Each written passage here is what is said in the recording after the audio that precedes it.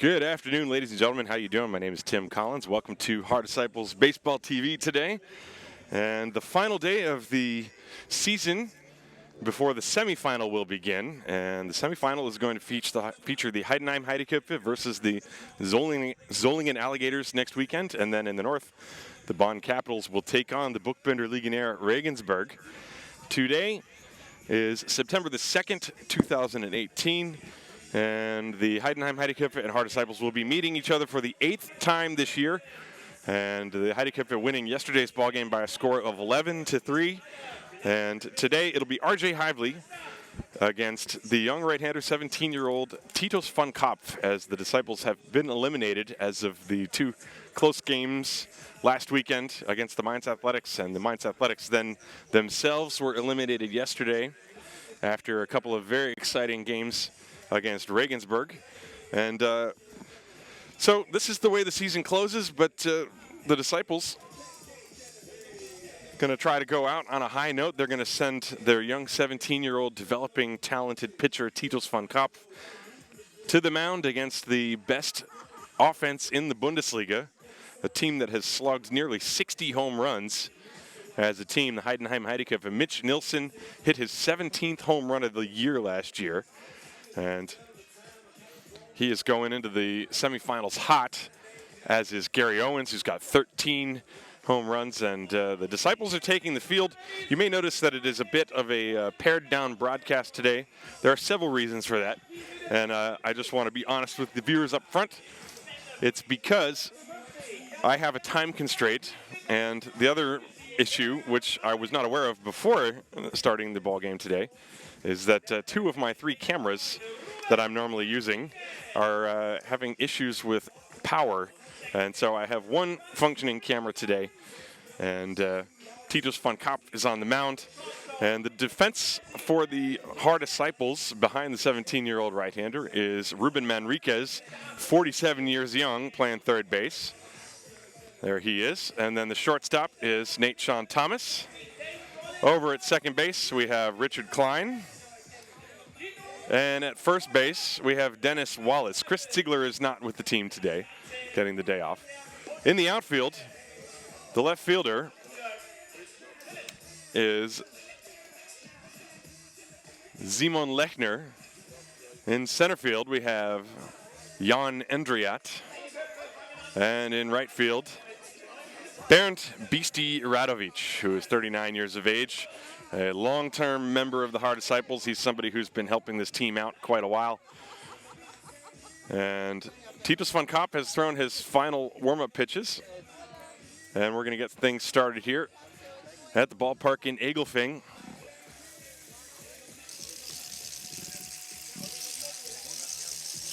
The leadoff hitter for the Heidenheim Heideköpfe is going to be Philip Schultz. He's the shortstop. Mitch Nilsson playing left field, bats second. Gary Owens playing center field, bats third. Ludwig Glaser, the third baseman, bats fourth. Sean Larry, the right fielder, bats fifth. Johannes Krum, the designated hitter, bats sixth as the first pitch coming in is outside, ball one. The number 7 hitter is Tristan Hurler. He is playing first base. Semi Sopotalo, the catcher, is going to start behind home plate. Simon Liedke is going to bat ninth and play second base. The next pitch is in for strike one, and the count is 1 ball, 1 strike with nobody out in the top of the first inning. Just getting started. So I'll be doing camera and commentary today. There's a pitch outside. So a little bit of a different look broadcast. It looked like it was going to rain. In fact, it rained all day yesterday, but it's been dry this morning, and actually the sun came out for a moment. There's a foul ball, 2-2 the count. Philip Schultz is a switch hitter batting left-handed. The Heideköpfe won yesterday's game by a score of 11-3. Titus van Kopf with a 2-2 count. And the 17-year-old's pitch is swung on and foul-tipped at the plate. He just got a piece of it. As Philip Schultz stays alive.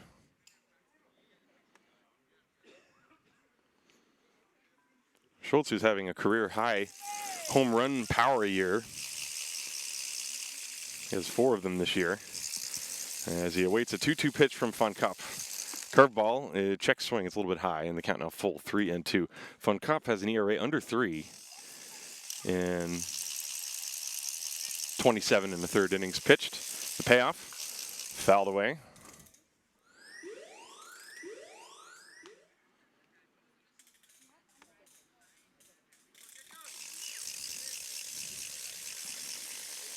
Three balls, 2 strikes, nobody out.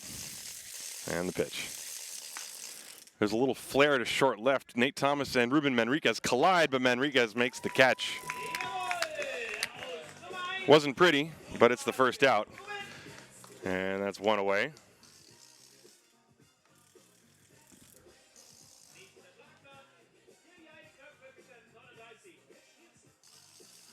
And so 1 out here in the top of the first inning.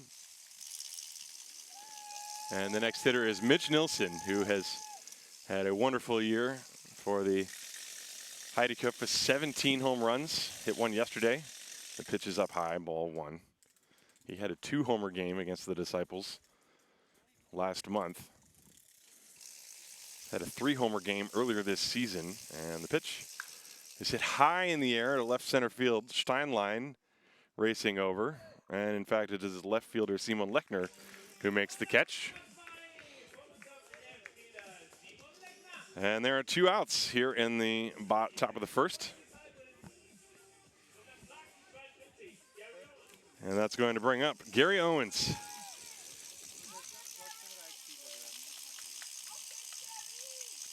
Owens with 13 home runs on the season. And the pitch is a strike, 0-1. 2 down. Nobody on base, the first batter. Philip Schultz hit a flare to the third baseman Manriquez, who made the catch, and Mitch Nilsson popped to left. The 0-1. That one is up and in, 1 ball, 1 strike.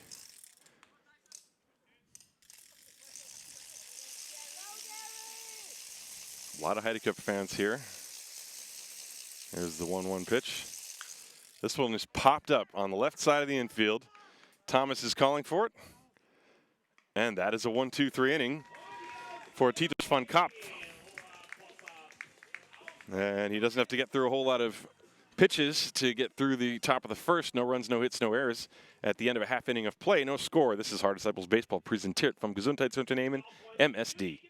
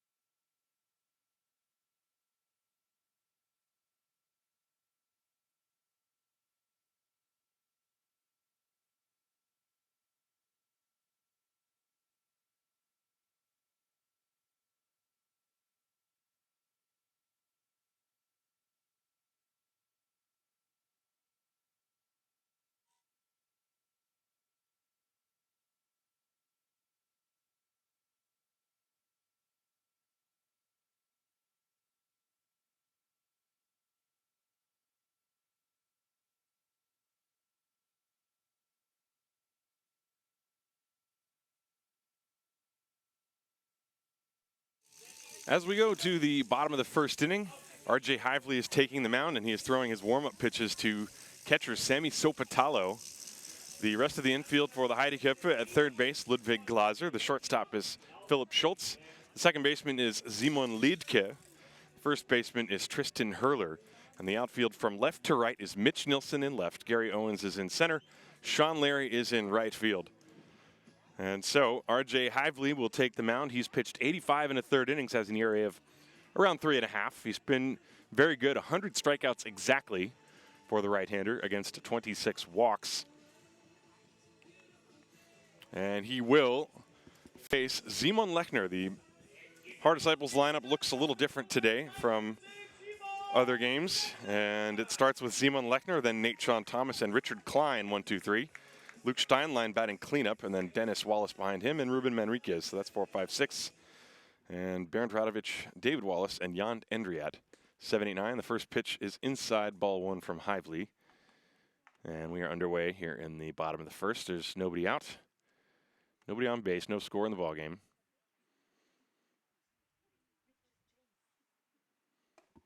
And the next one is ball 2 low. Lechner hitting at 164 in 21 games.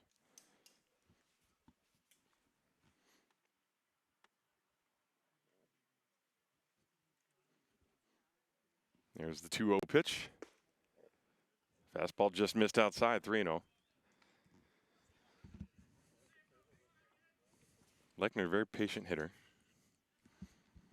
Does draw walks even if he has a low batting average. And the 3-0. There's a strike. Fastball. It's got good movement, does Hively. And the count 3-1. Lechner, a left-hand hitter. And he hits a 2-hopper to shortstop Schultz, who fields and gets it over across in time for the first out. 1 away here in the bottom of the first inning.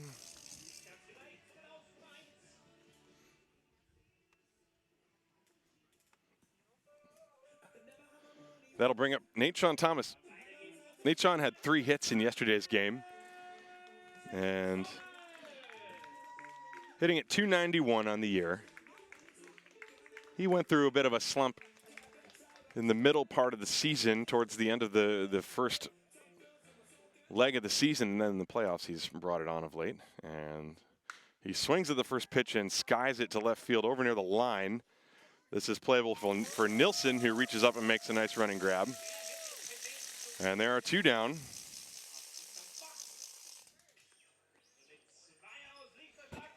And that will bring up Richard Klein. So far, first inning flying by. We're about 9 minutes in here. So if the rest of this ball game is played at that pace, we'll be out of here by 3:15 or so. 2 outs, nobody on. Richard Klein, the hitter. And R.J. Hively deals. Fastball is a strike. Good one right over the outside corner. Home plate umpire is Patrick Meister. Down the third baseline is Jens Weider. Down the first baseline, Dan DiBacco.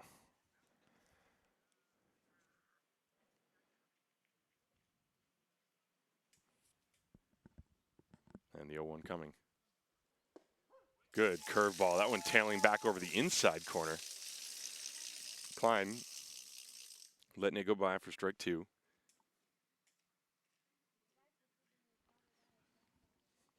And here comes the 0-2 from Hively. Swing and a miss. He struck him out. Looked like a slider, maybe down and away. Take a look at that one on the replay. As a very quick inning for both pitchers, Von Kopf and Hively. And the Disciples go in order. We go to the second inning. No score. This is Haar Disciples Baseball, präsentiert vom Gesundheitsunternehmen MSD.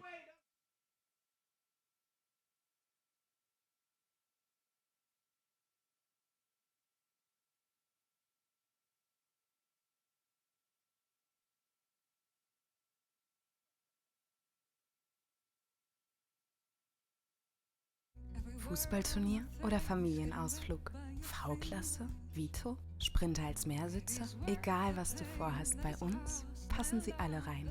Dein Mietwagen zum Discounterpreis.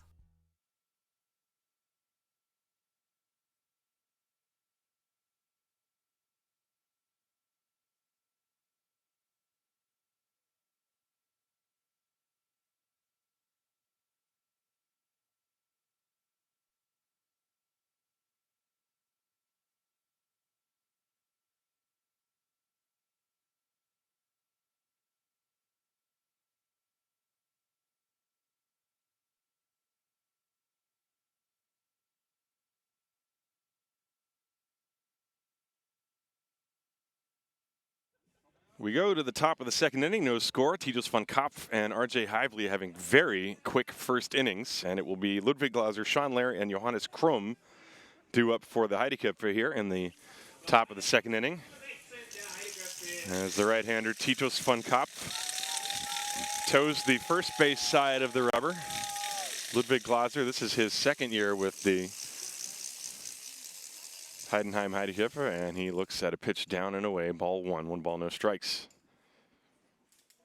Outfield deep, respecting the power of Glaser. He's got 2 home runs this year. And the pitch is a little high, 2-0. Glaser, former Buchbinder Legionnaire player, of course.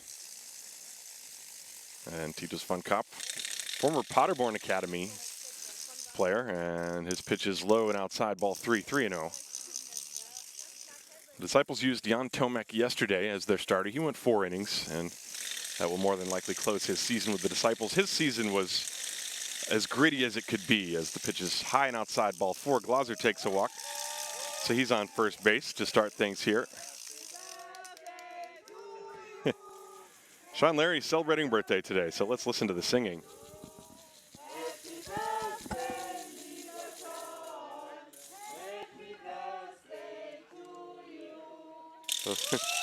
Those are all the Heideköpfe fans here in the ballpark. They brought all the noisemakers, and you've got Glauser at first base and Sean Larry at the plate.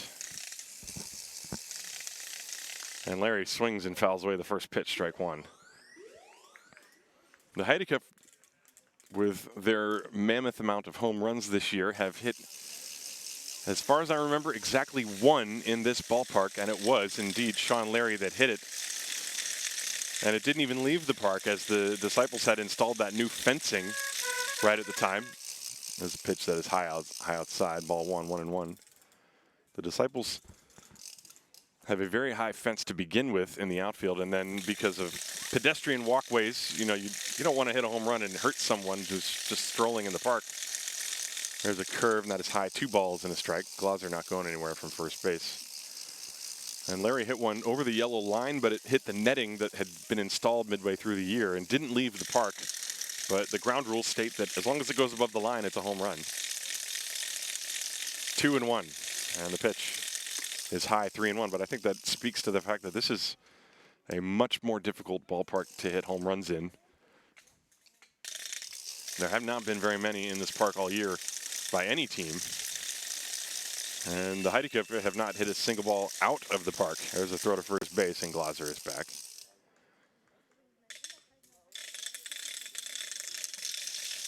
Doesn't mean it can't happen, of course. There were a couple of bombs that Mitch Nilsson hit in Heidenheim that would have left any park. 3-1. The pitch is high and outside, ball 4. So the birthday boy, who just turned 27, takes a walk. That's 2 walks to start the inning. Glauser is at second, and Sean Larry is at first, and the hitter now will be Johannes Krum. Krum, the designated hitter today.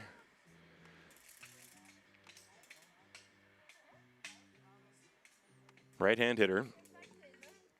He's hitting .241 in 20 games. He does have 2 home runs, so he's got occasional power. Doesn't draw a lot of walks, only 2 walks in 150 plate appearances. But he's up there now. Will you see him bunt? First and second, nobody out? Maybe not. He doesn't square. The pitch is high. What you will see him do is be patient and make Tito's Fun Cop try to throw a strike. And Chris Howard going to run out and have a quick meeting on the mound with his young pitcher, Tito's Fun Cop, as does David Wallace, also jogging out to the mound. This is one of those sort of breather mound visits. There was actually a really interesting article in The Athletic the other day, sort of detailing all the different types of mound visits there are. Some of them are related to pitching mechanics, and sometimes the pitching coach might see something. And what this was just a breather. Hey, relax. The game doesn't mean anything. This is all about gaining experience, and so now he's going to get the experience of trying to work out of a jam. Here's the 1-0, and he threw a strike. Someday, somewhere, someone will keep statistics on first pitches after a mound visit. That one was right in there. 1 ball, 1 strike on Krum. 2 on, nobody out. No score, top of the second, and the pitch. Swing and a tapper foul, and 2 consecutive strikes now after the mound visit. And the count 1 ball and 2 strikes.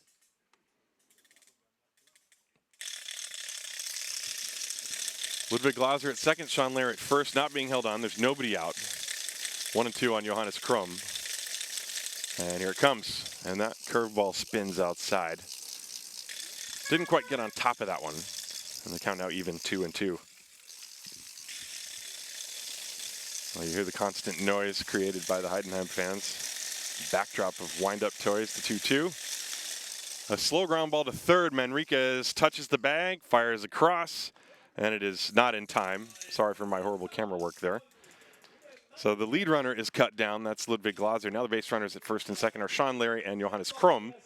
But Titus van Kopf came back. He had walked the first two. And now with one away, that will bring up Tristan Hurler. Hurler, a left-handed hitter.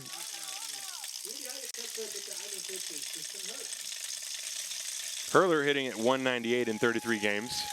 Does have some pop, though. He'll hit the ball out every once in a while. The pitch is a strike on the outside corner.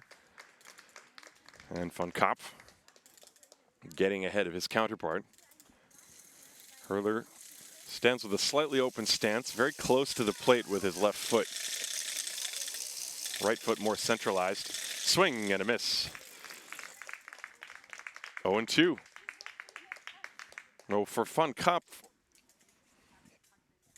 his demeanor suggests that he is not afraid of anything in any of the starts that or appearances he's made. There's the 0-2. Swing and a miss, strike three. Foul tipped into the mitt of Wallace. And there are two down.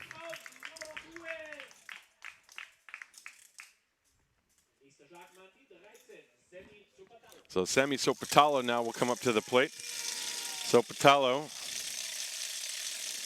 hitting .245 in 22 games, 4 runs batted in. He's got a chance to drive home a run. Heideköpfe had the first 2 on in this inning, and then now 2 outs later, they're still there. Here's the pitch to the left-handed hitting Sopatalo, and it is high and outside. 1 ball, no strikes. After Sopatalo, Simon Liedke, the number 9 hitter, if he can extend it. Runners lead first and second, Larry and Krom. The 1-0. A slow roller up the first baseline. That is going to stay foul, and it comes to rest on the grass. Dennis Wallace over to pick it up.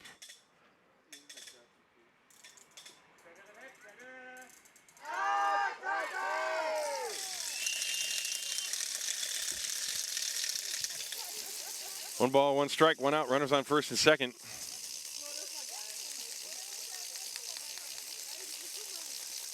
Inning started with a couple of walks and then a fielder's choice and a strikeout. Sopatalo trying to put Heidenheim on top. Here's the pitch. Foul to the screen. Sopatalo, a pretty good cut. Both Hurler and Sopatalo, the 7 and 8 hitters, are left-hand hitters, and they have slightly open stances, but Sopatalo is a little bit more in a crouch.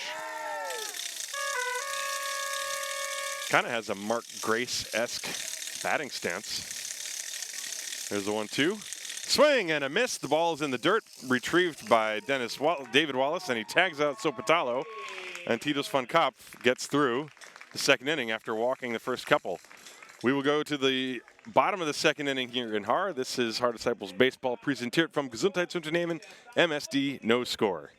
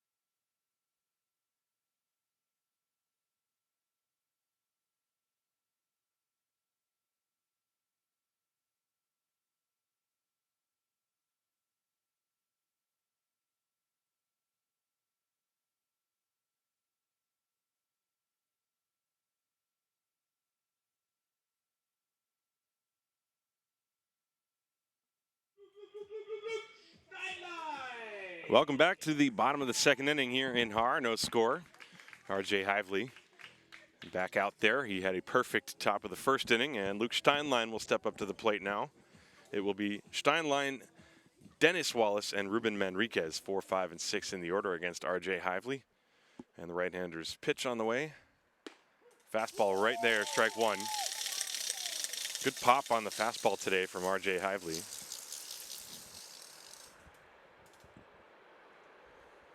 Steinlein hitting at 245 on the year. And the 0-1 pitch coming. That was a fastball, and it skipped off the glove of Sopotalo. It probably could have been called a strike, but because it skipped away and Sopotalo had to move his glove, it doesn't get the call. 1 ball and 1 strike.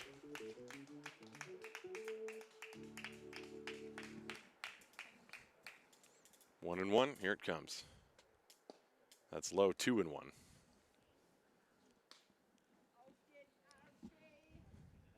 Well, the Heideköpfe will take on the Solingen Alligators next weekend in it's going to be a rematch of the 2014 finale. Here's the 2-1. Shot foul off to the right, 2 and 2. Steinlein hitting that ball pretty hard.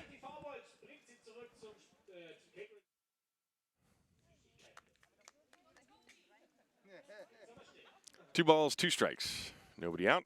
Bottom of the second, and no score, nothing on the scoreboard, no hits or anything. Here's the 2-2. Swinging a foul tip into the mitt of Sopotalo, strike 3. And there's 1 away. Just reared back and threw the fastball right past Steinlein. And that's going to bring up Dennis Wallace. Wallace in 36 games at 244, 2 home runs, a triple. That triple was yesterday. He's also got 7 doubles. OPS almost up to 700 for Dennis. And when you consider how he started the season struggling, it's really, you got to look at it as a success the second part of the season. Fastball is high and outside. Ball 1.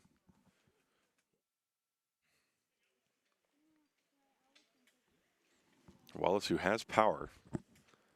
And the 1-0. Low. 2-0.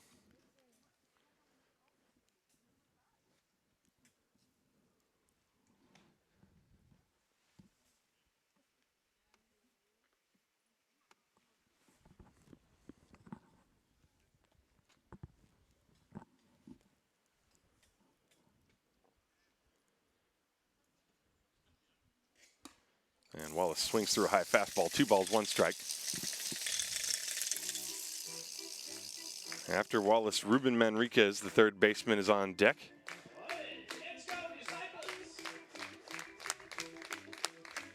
And the 2-1 pitch. Just missed a little bit low. 3 balls and a strike now.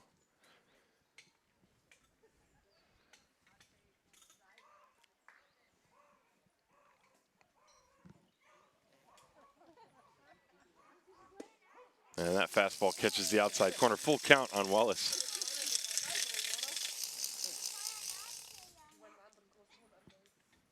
Wallace trying to get on base.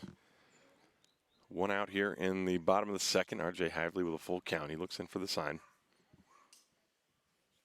And here it comes. Fastball is high and goes off the glove to the backstop. That's ball 4. So the first base runner of the game for the Disciples. In fact, all the base runners in this game for either team have been via the walk. And now Reuben Manriquez comes up to the plate. Manriquez, who has delivered some of the most memorable moments in the Haar Disciples season this year. He in 25 games, hitting .247, 4 doubles and 17 singles in 97 plate appearances. But he has 4 game-winning hits. And then another one, which was an error. That was against these very Heideköpfe. And the pitch to him is low, ball 1. 1 ball, no strikes. Wallace off first base, a very short lead.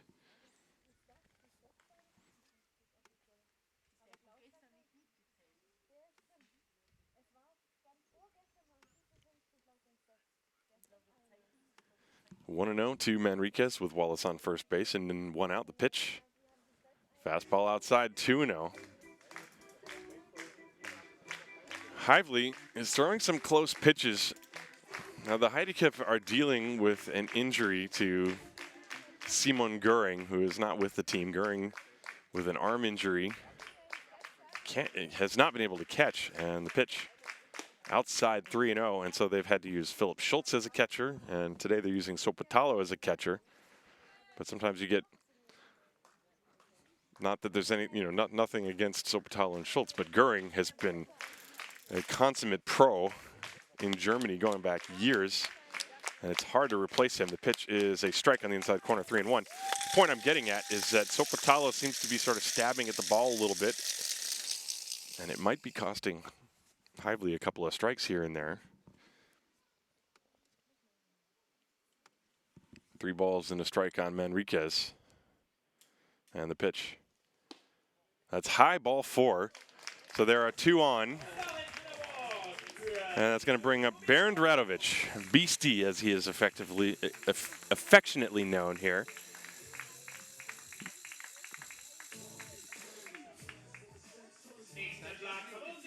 Beastie's played in 9 games, hitting .250, 4 for 16. All 4 of his hits are singles. One of those was a 2-run single against Heidenheim in Heidenheim. That was, I believe, in the playoff round, the first meeting of these 2 teams in the playoff round. And here he is with 2 on and 1 out. Right-hand hitter, and the pitch to him. That's a fastball strike right down the pipe. Hively not messing around on that one. After Radovic, it's David Wallace. 1 out in the inning. Dennis Wallace is on second. Reuben Manriquez on first. Neither with blazing speed on the base paths. 0-1 on Radovic. Hively a long look out at second. And now he delivers. Inside. 2 balls and 1 strike. That was an exceptionally long look out at second base. I think Hively may be concerned with a bunt, or highly doubt the Disciples would try a double steal here. But like I said, inexperienced catcher maybe. You have a right-hand hitter, that makes it a little tougher for the catcher to throw to third. 1-1. Wallace, not a big lead. Here it comes. Way outside, this goes off the glove to the backstop, and both runners are going to move up on a wild pitch. So now the Disciples can get a run without a hit. There have been no hits in this game.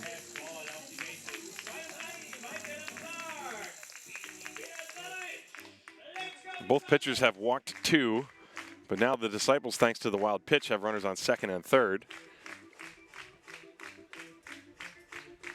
No score. We are in the bottom of the second inning. Hively trying to get into a rhythm out there. He's got a 2-1 count on Bernd Radovic.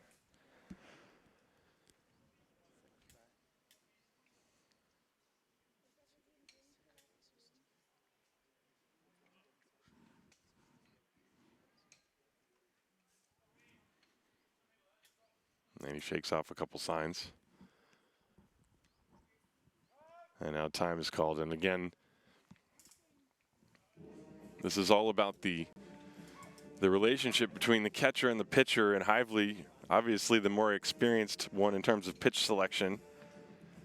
And he was waiting for Sopotalo to put down the sign of the pitch he wanted to throw, and obviously didn't happen, and now they had to go out and talk about it.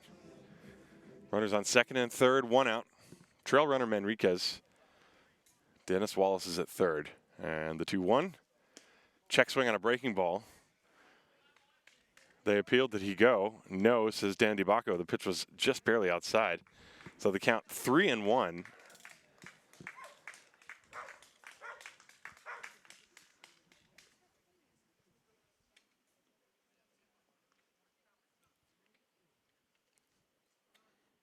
Radovic waiting the 3-1 pitch, and here it comes. And he slices one foul. Full count. That pitch was a fastball down and away.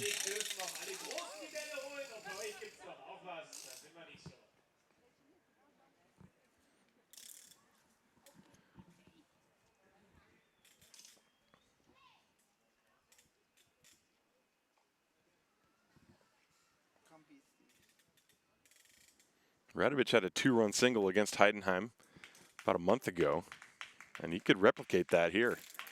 3-2, runners on second, third. The pitch. Inside corner, called strike three. Radovic was on his way to first base, and he is called out. That's an important second out for R.J. Hively. He threw him a fastball. It started inside and then started over the middle, rather, and then tailed back over the inner corner. Radovic thought it was too far inside, but Patrick Meister's opinion is the only one that counts. And so 2 down. That's a big pitch for R.J. Hively. David Wallace now will step up to the plate. Wallace has had some big hits in recent games for the Disciples. He's really brought it on of late. Open stance, right-hand hitter. And Hively working from the stretch with 2 outs. The pitch. That's low, ball 1. David Wallace in 35 games hitting .235, but just like his brother, that has steadily improved throughout the year. He's made a lot more solid contact in recent memory. Getting some important hits against Regensburg and against Mainz. 1-0 on him. Second and third, 2 outs. The pitch. That's outside and low. 2 balls and no strikes. Well, Heidenheim, as they head into the playoffs, they're still trying to figure out who is going to be their go-to bullpen relievers, and obviously it's going to be a battle, I guess, between Sopotalo and Schultz if Simon Göring can't catch. 2-0. And the pitch. A slow chopper to the right side. This is fielded by Liedke. He throws to first in time, and the inning is over. So Wallace grounds out. 4-3 on the putout, and no damage, even though there were 2 walks in the inning. So we go to the 3rd inning, no score in Haar. This is Our Disciples Baseball, präsentiert vom Gesundheitsunternehmen MSD.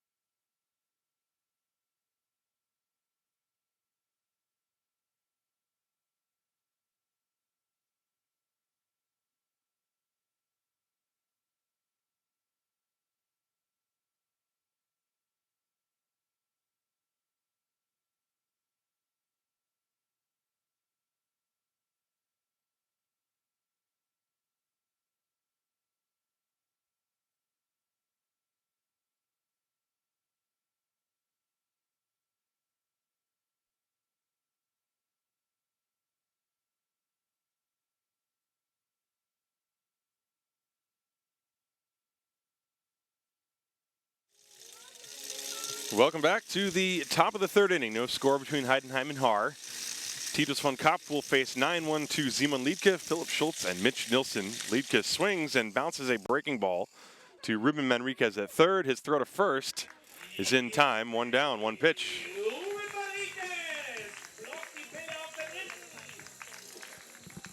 Liedke out in front of a breaking ball, I believe it was from von Kopp, and hit a ground ball to Manriquez. Manriquez was playing even with the bag and smothered it.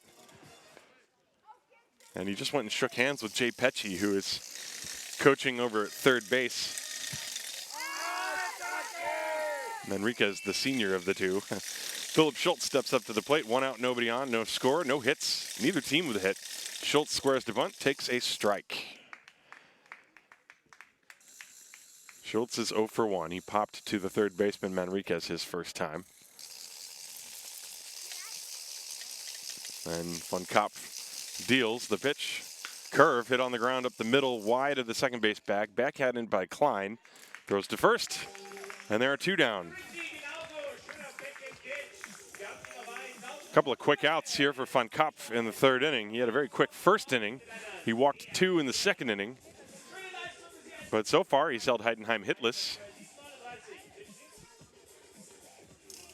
And that will bring up Mitch Nilsson. Nilsson hit a fly out to left field his first time. This is the 40th game of the season for the Heideköpfe, and he's got 17 home runs. Here's the pitch from Von Kopp. Broken bat, ground ball down the first base line. It is foul, and the splintered shard of the barrel of the bat ends up out near Richard Klein at second base. That is what you call firewood, folks. And this is why in English we say he sawed him off. So if anybody wants to give me a suggestion for how to describe that in German, that'd be great.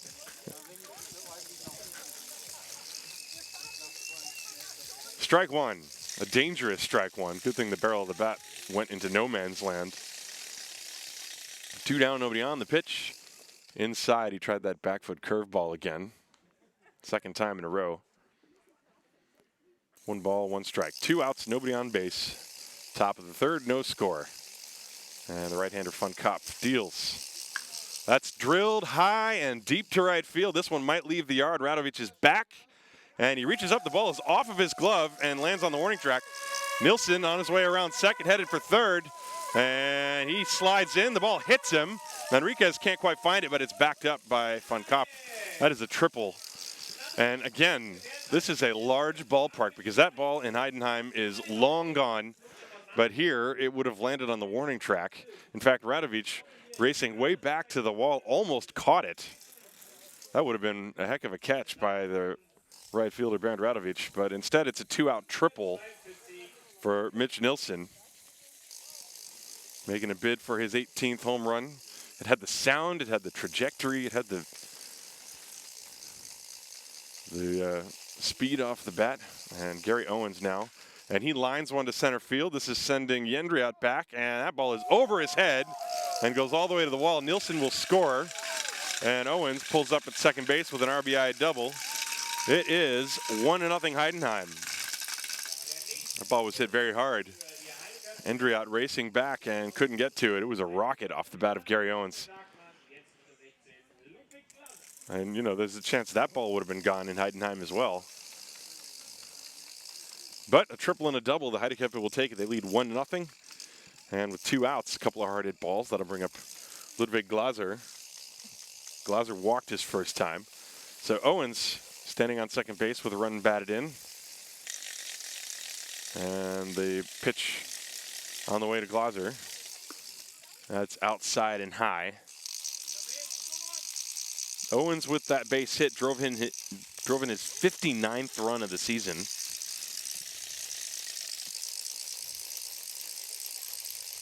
One ball, no strikes on Ludwig Glaser. And instead, Von Kopp lifts the leg and looks out towards Gary Owens at second base. Owens not going anywhere. 1 run on 2 hits, a triple and a double, both very well struck. And Von Kopp looking at Owens at second and now delivers with a slide step. That ball lined to right field, but foul. And the count 1 ball, 1 strike on Ludwig Glaser.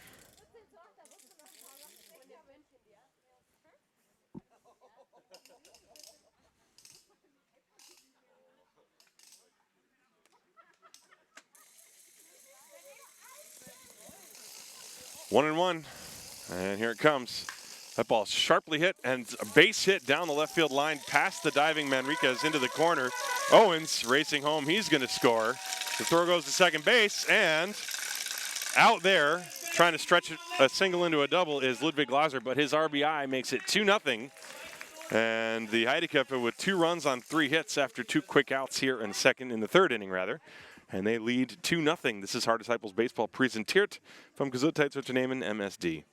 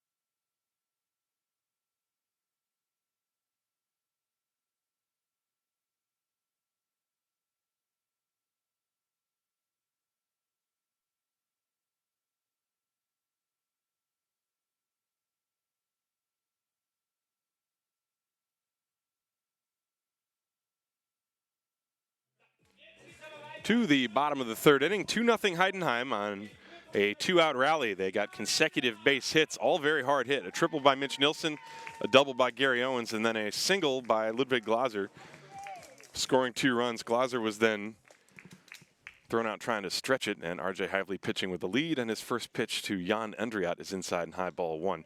Endriat, the number 9 hitter, and then the top of the order, Simon Lechner and Nathan Thomas. Hively pitched around a couple of walks last inning. The pitch, as Endriat tried to check his swing, the ball hit the bat and caromed off the pole off to the right. Little pinball action on that one.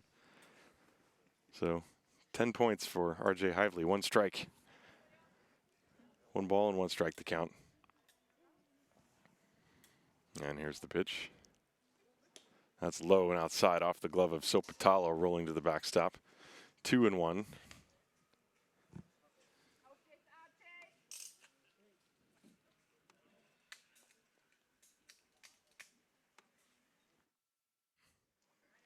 Two-one pitch coming. Popped foul out of play. 2-2 now on Jan Endriat.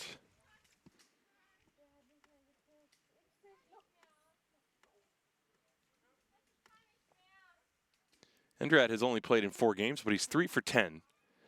So, for you math whizzes out there, well, now he's 3 for 11. He was hitting 300 exactly. That will go down significantly after that strikeout. And 1 down. That's the top of the order coming up now. Simon Lechner, he is 0 for 1. The only base runners for the Disciples were Dennis Wallace and Reuben Manriquez. They both walked in the 2nd inning, and both were stranded on 2nd and 3rd. 2-0 Heidenheim, bottom of the 3rd inning here on the final day of the regular season 2018. Hope you're enjoying things wherever you are. It's a little cooler today, overcast, but not really much of a threat of rain, just clouds. Simon Lechner swings and comes up empty on a low pitch. 1 strike to count.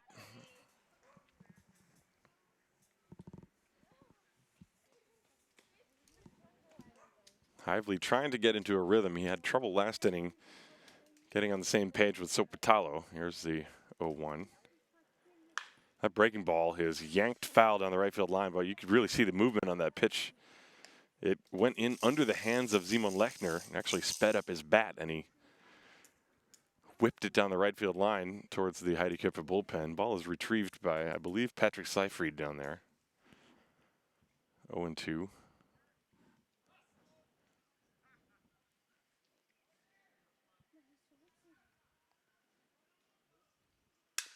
And there's another broken bat. Roller slowly hit to the second baseman lead kick. Can he get it to first in time? Yes, he can. Lechner racing down the line, trying to beat it out. Could not do so. And you could hear the sound of that bat cracking all the way back here. So we've had a couple of pieces of firewood.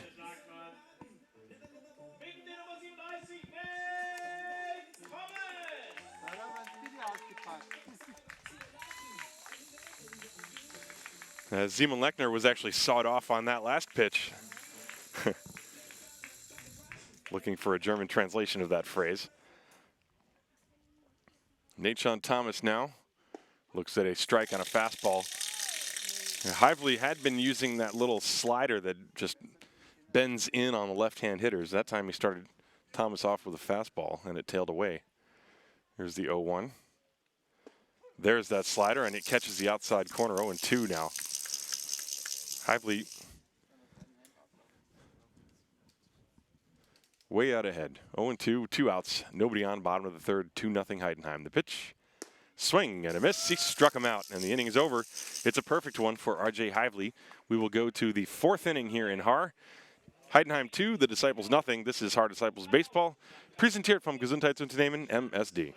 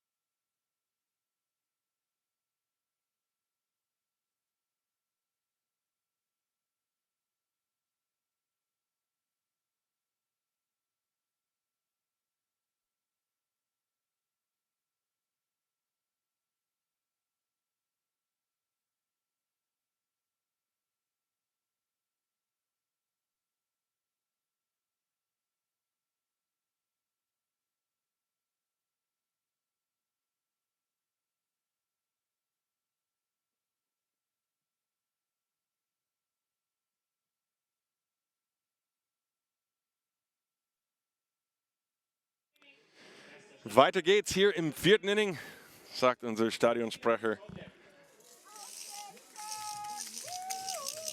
Oberen Hälfte des 4. Innings. And this is the birthday boy, Sean Larry, in the top of the 4th, leading things off for the Heidenheim Heideköpfe. They lead this game 2-0 on some loud hits last inning against the 17-year-old Titus von Kopp. First pitch is down low, check swing. Ball 1 for Sean Larry. Larry, his first time, walked and was stranded. Left-hand hitter with a lot of power. 2 runs on 3 hits for the Heideköpfe, the 1-0. That's outside. Sean Larry, by the way, this year has hit a total of 8 home runs. Heideköpfe, according to Game Changer, have 59, but I believe that's one off. I think they're officially at 58. That pitch missed low. 3 balls, no strikes.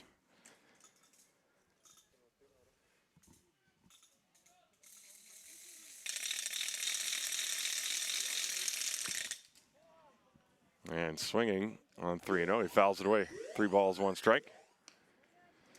There's a conversation in the chat going on between David and Helgard about the expression I used just to clarify. When a pitch comes in on the hands of a hitter and they hit a slow ground ball, they break the bat. There's a fly ball foul off to the left, strike 2, full count. So, for example, Simon Lechner hit that slow ground ball. The pitch was running in on his hands, and he hit it off the handle of the bat, and the bat broke. So that's the expression we use. He was sawed off. He got sawed off by the pitch. The pitch basically sawed his bat in half. There's a swing and a foul off to the left. Larry keeps shooting them off that way. That one landing in the Disciples' batting cage area. 3 balls, 2 strikes. Larry expanding the zone on that one.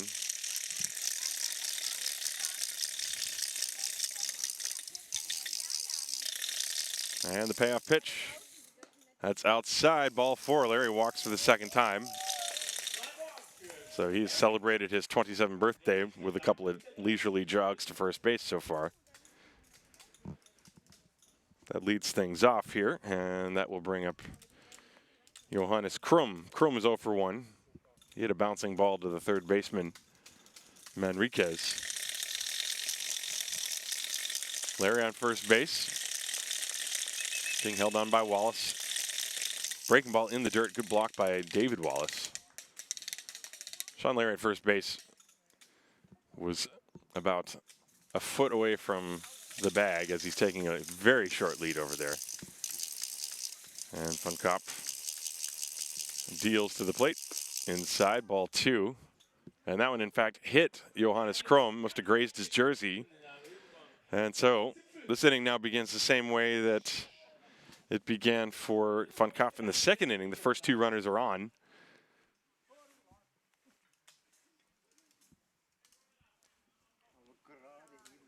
And so Tristan Hurler will get a chance to hit now with a couple of ducks on the pond. Hurler, the number 7 hitter, he struck out his first time. And the corner infielder is expecting bunt. No sign of it, however, on the first pitch, and that one is in for a strike, 0-1. The 17-year-old Titus von Kopp has had a couple of quick innings in this game. He's alternated. Even last inning when he gave up the 2 runs on 3 hits. There's a chopper back to von Kopp. He goes to 2nd, 1. The relay to 1st. In time, double play. Sean Larry moves to 3rd on the play. And there are 2 outs. That was a good play by Titus. He very calmly fielded his position. He waited for Nate Thomas, the shortstop, to get to the base. Sometimes when the pitcher gets a comebacker like that, they panic a little bit and don't realize how much time they actually have. Thomas wasn't at the bag yet, but von Kopp led him perfectly with the throw. His throw was directly over the second base bag, and Thomas received it chest high and was able to turn the double play. There's a strike to Sammy Sopotalo. Sopotalo also struck out his first time.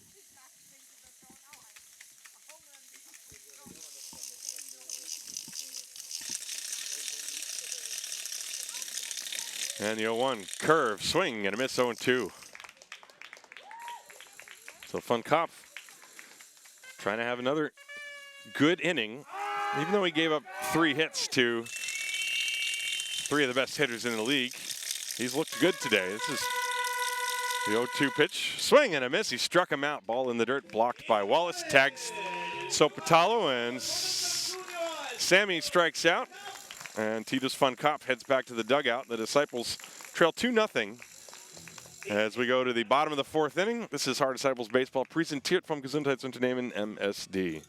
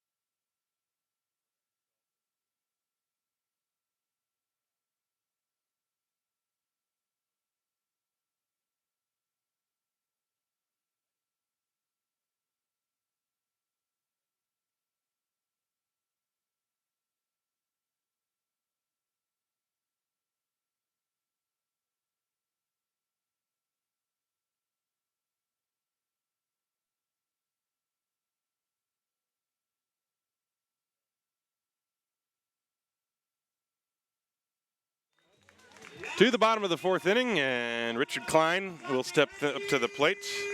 It'll be Klein, Steinlein, and Dennis Wallace. That's 3, 4, and 5 in the Disciples lineup. The Disciples still without a hit against R.J. Hively. 3 innings, he's walked 2, struck out 5. He's thrown 45 pitches.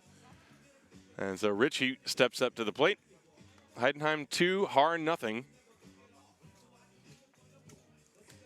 And Klein looks like he had something in his eye, and now he steps up. R.J. Hively works from the first base side of the rubber. And Patrick Meister says play. Here comes the first pitch of the bottom of the 4th inning. Swing and a miss. He threw him an off-speed pitch. That's the same pitch he struck him out on the first time. It looks like a slider, but it has more of a late downward movement. Maybe it's a split finger. Who knows? I don't have a scouting report. Here's the 0-1. Fastball is hit off the end of the bat in the air to shallow center field. Owens is cruising in, and he makes the catch. 1 away. Disciples will send Luke Steinlein to the plate now. Steinlein struck out his first time. Well, the Bond Capitals defeated the Paderborn Untouchables 3-2 in the first game of a doubleheader, and they are 39-0.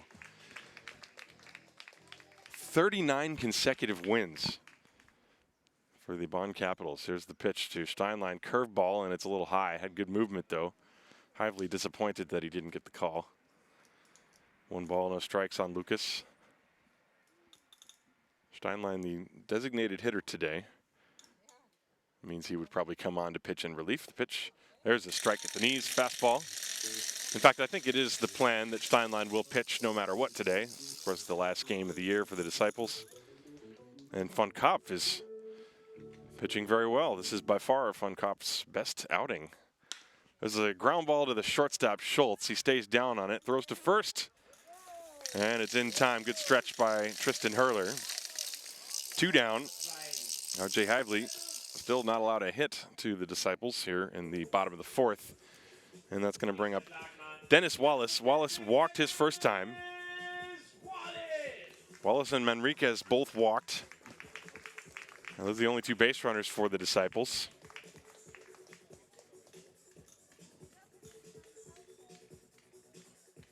Two outs, nobody on base. Bottom of the fourth, 2-0 Heidenheim. The pitch on the way. Swing and a miss. Fastball, threw it right by him.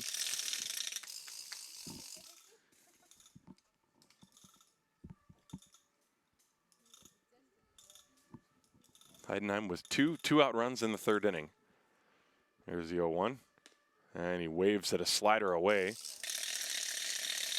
Ball 2. That ball again getting off the glove of Sopatalo and going to the backstop.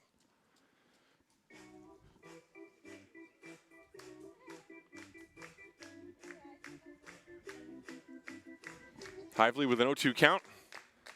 And here it comes to Dennis Wallace. Got him swinging, a slider down and away, perfectly located. Take another look at this on the replay. It starts in the middle and drops down and away from the right-hand hitter. And Hively with a perfect fourth inning. We go to the fifth, 2-0 Heidenheim. This is Haar Disciples Baseball, präsentiert vom Gesundheitsunternehmen MSD.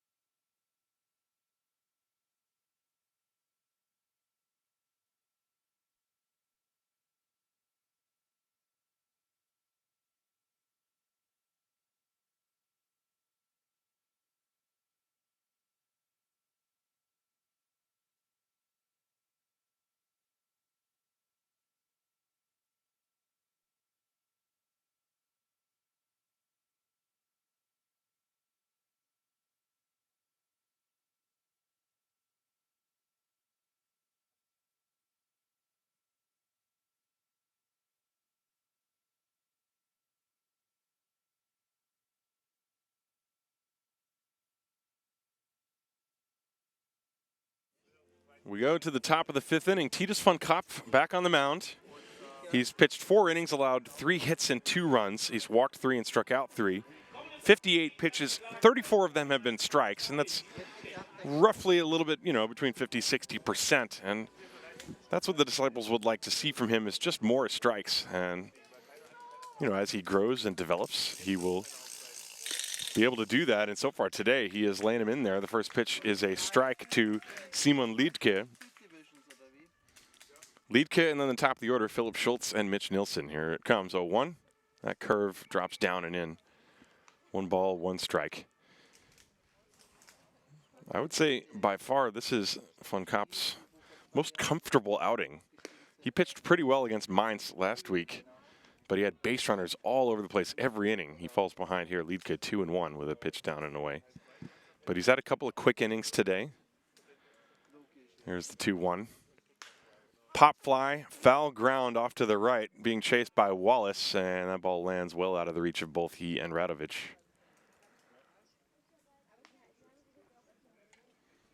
So that is strike 2. Ball 2 and strike 2 with nobody out. Top of the fifth inning, 2-0 Heidenheim. Simon Liedtke, the right-handed hitting second baseman, against Titus van Kopf, and the pitch. This ball is lined into right field. That's a base hit for Liedtke.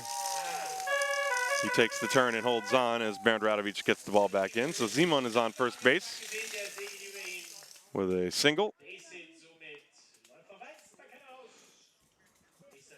And now the top of the order, Philip Schultz for the Heidenheim Heideköpfe. See if Liedtke is going to try to do any running. David Wallace behind the plate does have a good arm. He threw out, I believe he threw out Peter Johannesson last week. He threw somebody out from Mainz. I can't remember off the top of my head who it was. Liedtke, short lead, not going. Pitches inside, ball 1 to Schultz, who was 0 for 2 today. 1 ball, no strikes.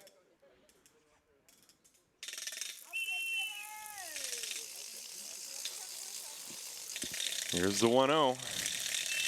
And the pitch. Low, ball 2, 2-0. And this has been where Van Kapp has had to battle. Oftentimes when he gets one base runner on, it'll sometimes snowball and he'll lose his focus and lose the strike zone. He's behind 2-0. The pitch, that's a strike on the outside corner. 2-1.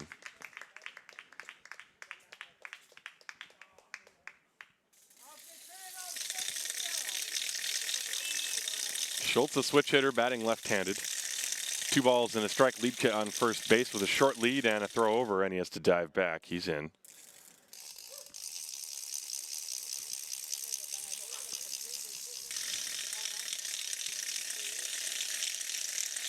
Two and one. We're in the top of the 5th. 2-0 Heidenheim.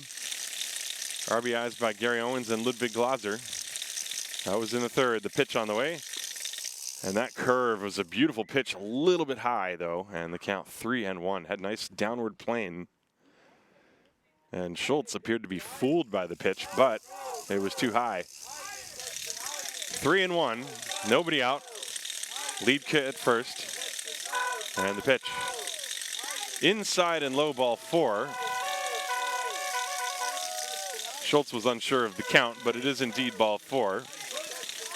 And so now Mitch Nilsson, who crushed a ball to deep right center field, and it was nearly caught by a running Bernd Radovic. He's going to come up with runners on first and second. He will not be bunting. He, who has 17 home runs this year. Switch hitter batting left. The pitch is low, ball 1, 1-0 on Mitch Nilsson.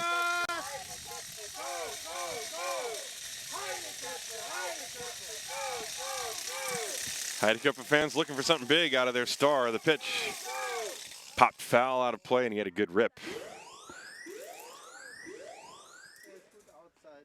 1 ball and 1 strike on the very dangerous Australian Mitch Nilsson. And a very dangerous Carolinian on deck with Gary Owens. 1 ball and 1 strike. And the pitch, a curve, and that is in there at the top of the zone. That's a 17-year-old throwing that pitch. And he dropped it in like a pro, 1-2. Let's see what he can do with the experienced hitter Mitch Nilsson. He's ahead of him, 1 ball, 2 strikes. He shakes off a couple of signs from Wallace, and now he comes set. Liedke at second. Schultz at first. The pitch is low. Good block by Wallace. 2-2 the count now.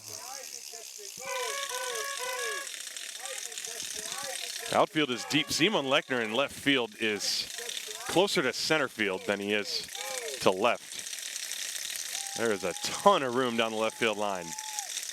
2-2 on Mitch Nilsson. Here it comes. Curveball, and it just missed the back door. Nilsson was way out in front. You could see he had already finished his weight transfer. But the pitch came in outside, and now the count is full. Nobody out. 3 balls, 2 strikes on Mitch Nilsson. Runners on first and second. The pitch, they're going, and it's popped foul out of play, and both runners will have to go back. So Klaus Eckler, with confidence in his hitter that he will put the ball in play. Of course, with first and second runners going, if he hits a line drive, you could get a triple play out of that. It would take some kind of miracle, but that's the danger. 3-2, will they be going again? There they go. The pitch is popped up into left field, and Lechner and Manriquez and Thomas after it, and it is going to be Manriquez in foul ground to make the catch. Remember, I mentioned that Simon Lechner, the left fielder, was way, way off the left field line. He was closer to center field than he was to left field, and if that ball had gone further into the outfield and stayed fair, no one would have caught it. As it is, Reuben Manriquez makes the catch. And now Gary Owens, who crushed a double his last time. And Van Kapp lifts the leg. That was a big pitch from Titus Van Kapp. I believe it was a backdoor breaking ball, and he had Mitch Nilsson out in front. And he got the pop-up for the first out.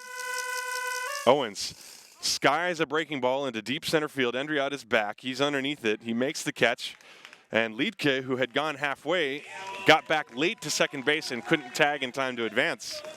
So there are 2 down. And Titus van Kopf. Well, those are the things when you're coaching and you have a talented pitcher like van Kopf. The first time through, he retired both of his men. Then he gave up some hard-hit balls last time. Did he recoil in fear? No, he did not. He went after both, and he's retired both of them again. And now it's Ludwig Glaser. Glaser, 1 for 2. Excuse me, 1 for 1. He's also walked in the game. He has an RBI single, and he looks at a curve, and that's a beauty on the outside corner. And so against Nilsson and Owens and Glaser, after they hit him hard in the last at-bat, Van Kopf is throwing breaking balls, and he gets it in for a strike. There's the 0-1. Fly ball, center field, playable for Jan Endriad. He is underneath it, and he makes the catch. And an excellent recovery after the first 2 runners reached here. Titus van Kopf strutting off the mound.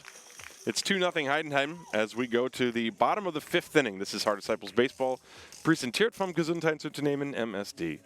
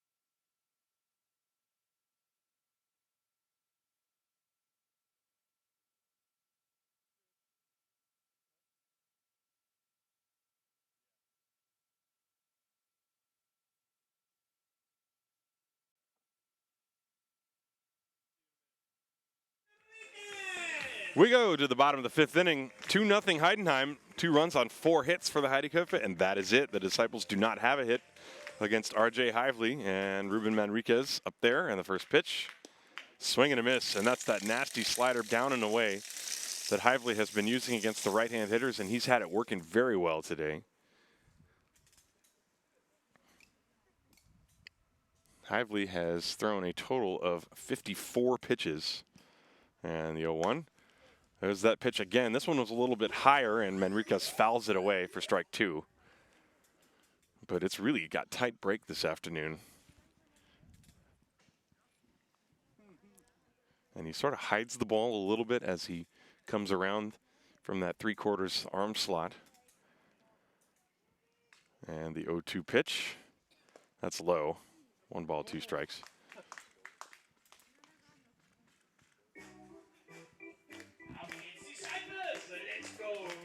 It will be Reuben Manriquez, then Bernd Radovic and David Wallace here in the 5th inning. The Disciples have managed only 2 walks against R.J. Hively. They did have those 2 runners at second and third with less than 2 outs, so theoretically they could have still scored a run. Here's the 1-2. Tried the slider again. This one goes all the way to the backstop, and the count 2 balls, 2 strikes. But Hively has struck out 6 and walked just the 2. He's got a 2-2 count on the third baseman, Reuben Manriquez. And the pitch on the way. Slow roller to the right side. Charging on it is Liedke. He fields, and he's got plenty of time to throw to first in time for the first out of the inning. Manriquez jammed on that pitch. I think it was set up by all the sliders that he threw him away early in the at-bat, and then he threw a fastball that was riding in on his hands, and Manriquez simply could not get the barrel of the bat to the ball. And so, 1 down. Nobody on. Bernd Radovic, the hitter now. And Radovic is 0 for 1. He was called out on strikes his first time. One of the 6 Hively strikeouts, and he taps one right back to RJ. Nice acrobatic snag, and he throws to first in time. And that gets a reaction from the Heideköpfe fans. That ball was hit pretty hard by Bernd Radovic. It would have gone through into center field. So 2 very quick outs here in the 5th inning. And David Wallace will step up to the plate. Heidenheim 2 runs on 4 hits. They got both of those runs with 2 outs in the 3rd inning. Otherwise, Titus van Kopf has been very good. So David Wallace at the plate now, also 0 for 1. Here it comes. That's low. Wallace, the number 8 hitter.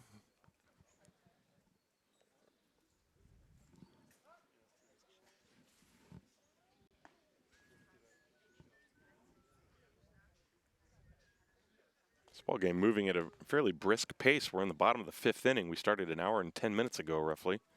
Hour and 15 minutes. There's the 1-0. Fastball right through there, strike 1. Hively's got good movement on his fastball. It tails in on the right-hand hitter's hands. He's locating it well. Struggled a little bit at the outset of the game to get on the same page with Sopatalo, but now he appears to be locked in. Here's the 1-1. A little bit low, 2-1.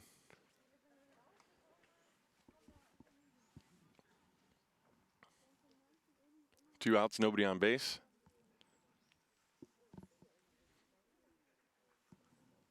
Two and one. Here's the pitch. Curve, and it's a little high. I think he dropped down a bit on that one. Did Hively, and it stayed high. So the count 3 balls and 1 strike on the number 8 hitter, David Wallace. Jan Endriat is on deck. Here it comes. This ball lined right to Simon Liedtke, the second baseman. Barely had to move. Hit pretty hard by David Wallace, but it is the 3rd out of the inning in RJ Hively. 5 no-hit innings here in Haar as the Heideköpfe lead by a score of 2-0. This is Haar Disciples Baseball. Präsentiert vom Gesundheitsunternehmen MSD.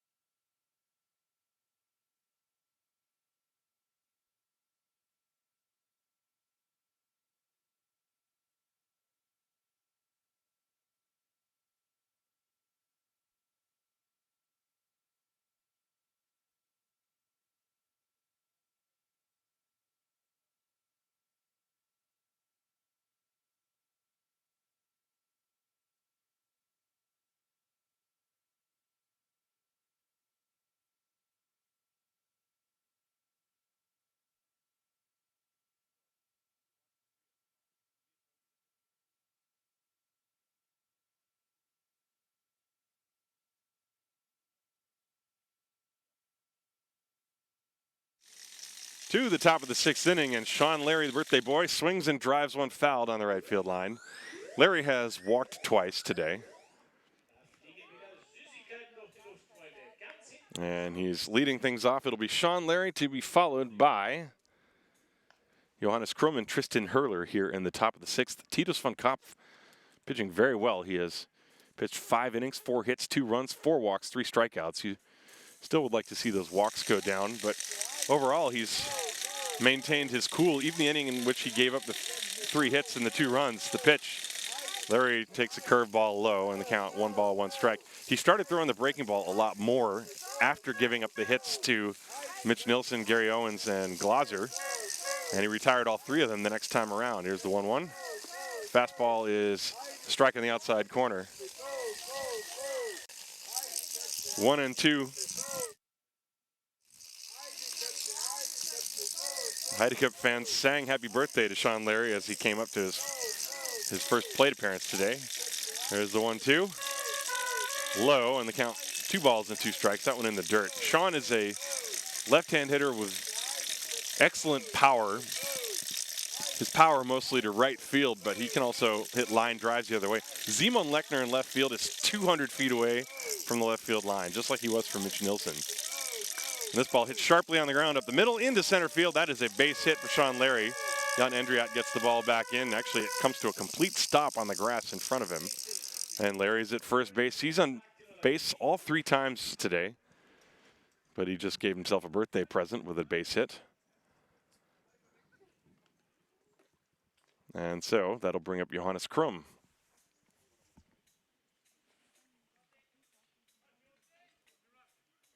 Krumm 0 for 1. He also walked today. Sean Larry on first base. Nobody out. The pitch. That's a strike right through there. The Von Kopf, you've seen bits of progress in just about every appearance he's made this year. And that's all you could ask for.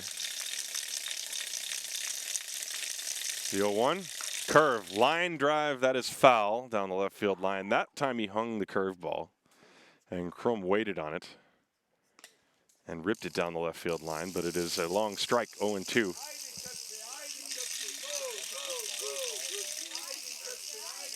Sean Larry on first base, no signs of stealing from him so far. And the pitch, curveball, swing and a miss, strike 3, and that's the first out of the inning.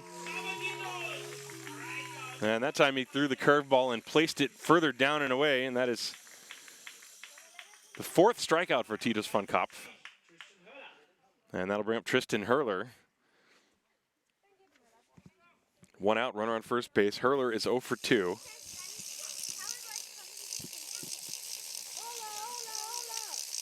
And the pitch. Check swing on a breaking ball. They're going to appeal. Did he go? No, says Jens Weider.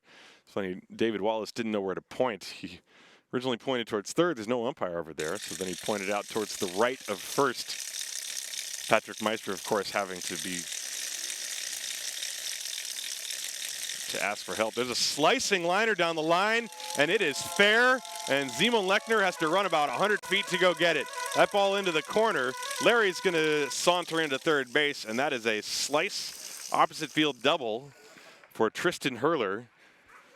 And the Heideköpfe have runners on second and third with 1 out. And that time, the positioning of Simon Lechner backfired on the Disciples as Hurler looking that way and got a pitch away and went with it. So the Heideköpfe with runners on second and third and 1 out for Sami Sopotalo. After Sopotalo, you have Simon Lidke. Heidenheim 2, Haar nothing. Sean Larry is at third. Hurler is at second. So Patalo, left-hand hitter, and he looks at a pitch outside, ball 1. So Patalo is 0 for 2 today. Struck out twice, if I remember correctly. Infield back there, just looking for an out. They would give up a run. And Von Kopf delivers the 1-0. Popped foul out of play off to the left. Strike 1. Would you believe there's a patch of blue sky? It's been gray for at least 48 hours, but I see blue to the left and blue to the right. Things are looking up. The Heideköpfe trying to put blue all over the base paths with the Heideköpfe blue uniforms, and the pitch is down and in. 2 balls and 1 strike.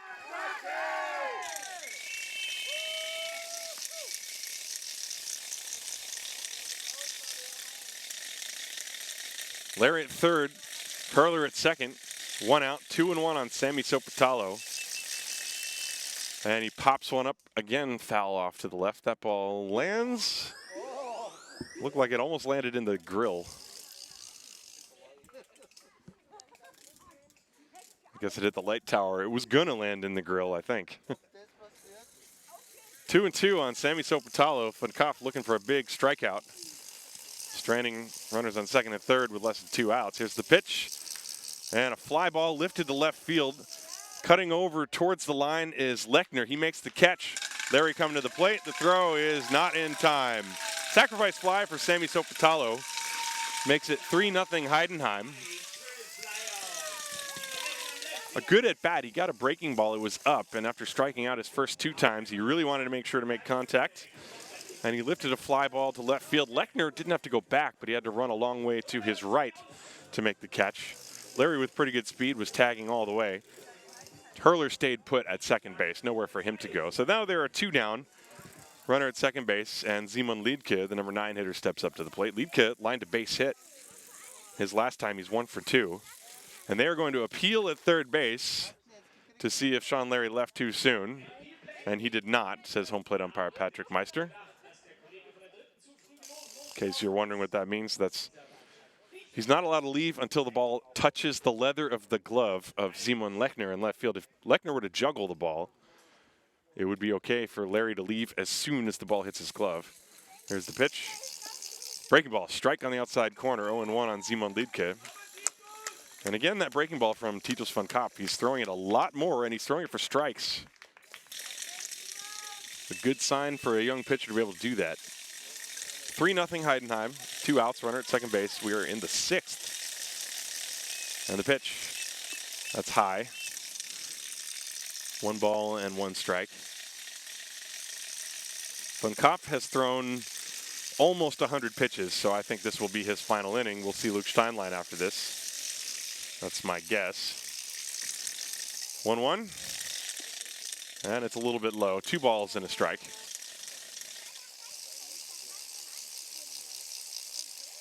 But Van Kopf has been working quickly. He's pitched in and out of jams. He's limited the damage so far to 3 runs on 6 hits against this potent offensive club. Hurler up second base to 2-1. Popped foul out of play, 2-2.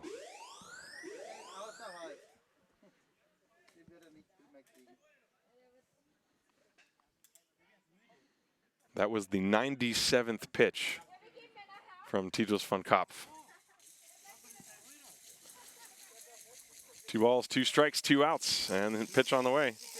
Curveball lifted in the air to right center field. This is playable for Andriot. He is there and one-hands it.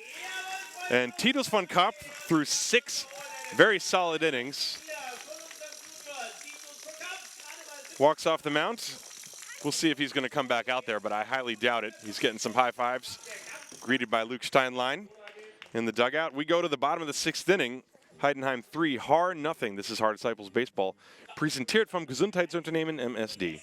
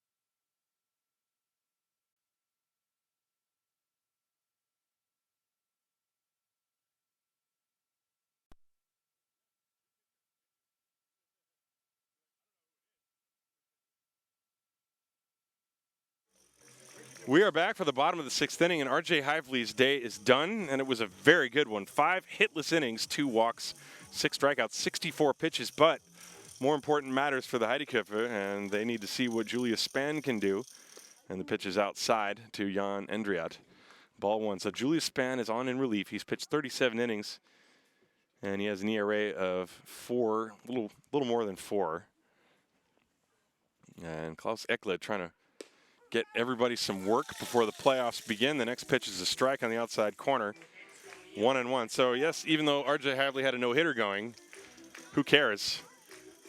The Heideköpfe with bigger fish to fry. And the pitch is swung on and fouled. 2 balls, 1 ball and 2 strikes the count, rather. Jan Endriat in this game is 0 for 1. This is his second at-bat. Julius Spann, a former Mainz Athletic, former position player. He converted to pitching a couple of years ago. And the 2-1.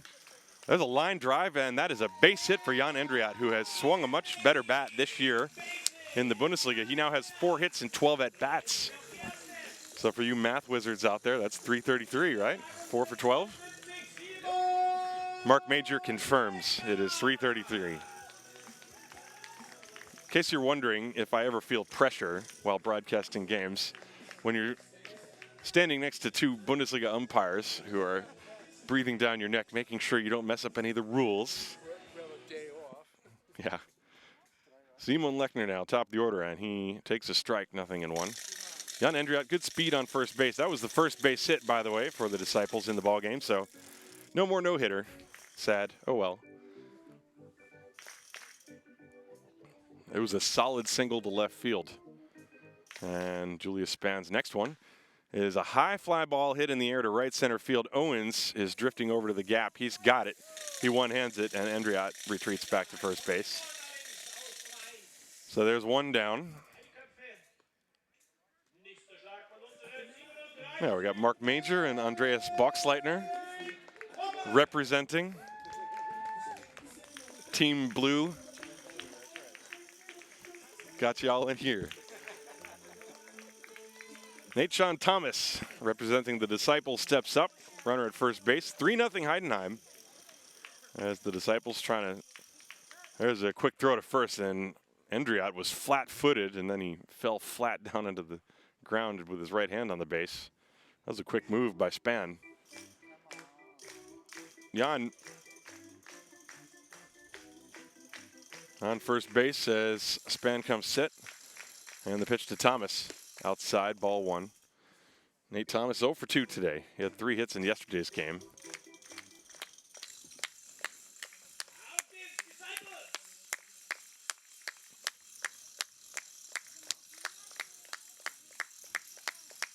One out, runner on first base, and another throw over.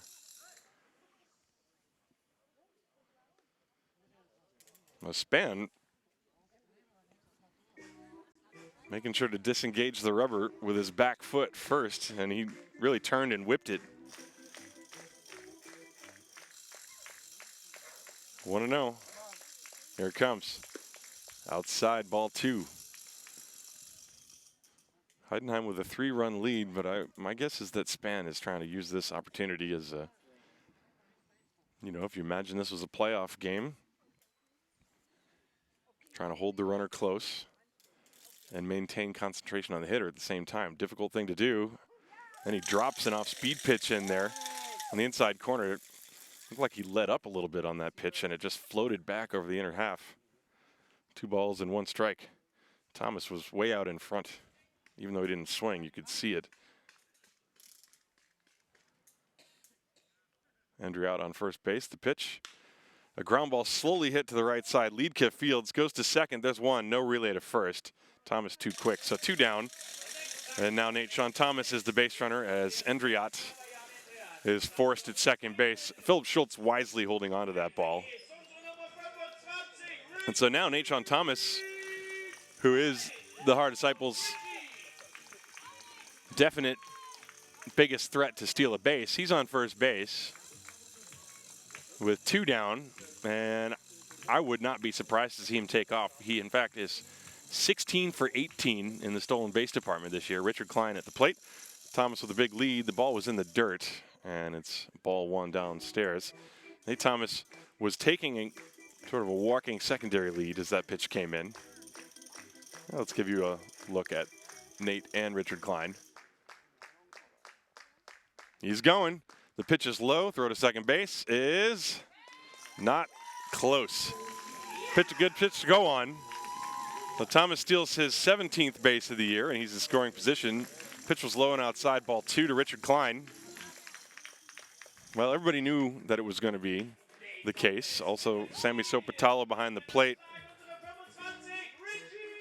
His throw was to the first base side of second, but the pitch was also low, and Thomas had a great jump, so he didn't really have much of a chance anyway.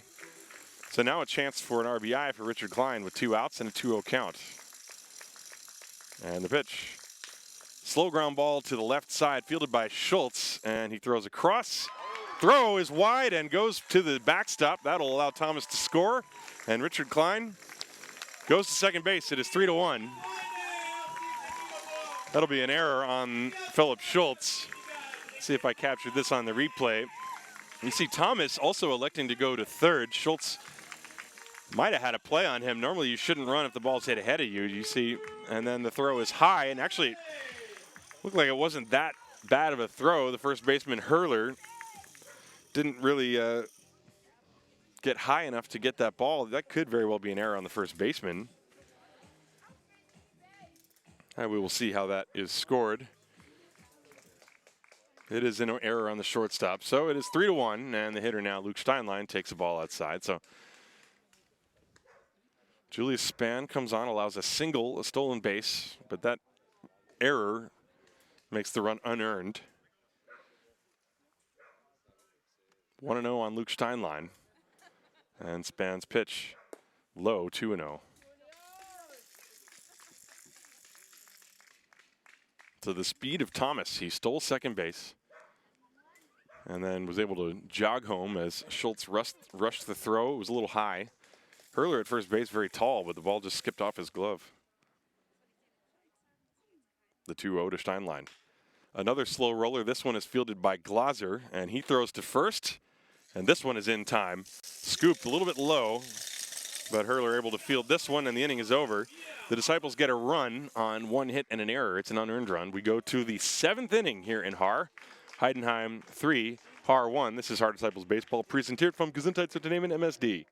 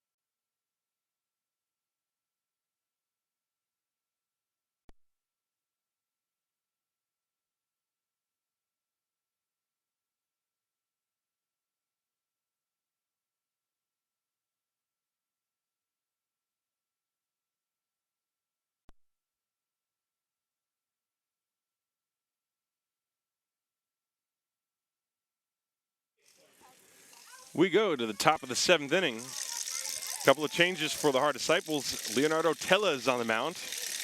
And the first pitch drops in for a strike. Tellez, who has pitched the entire time with the second team this year. This is his first Bundesliga action.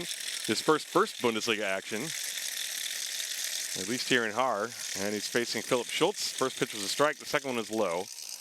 1 ball and 1 strike. So Titus van Kopf pitched excellent baseball for 6 innings, 6 hits, 3 runs, 4 walks, and 4 strikeouts. He threw 98 pitches, 58 were strikes. And his season comes to a close on a very positive note.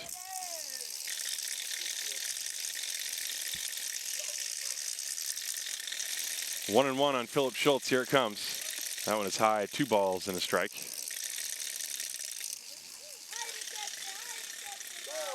Luke Steinlein, by the way, is in right field now.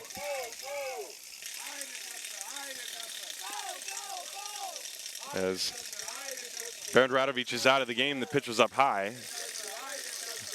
3 balls and a strike. So Bernd Radovic is out. Tellez is in the game and in the lineup, and he throws a strike on the 3-1. So the count now full 3-2. Top of the 7th inning here in Haar. Heidenheim 3, Haar 1. Top of the order for the Heideköpfe is Schultz, and then Nilsson and Owens. And ball 4 is downstairs.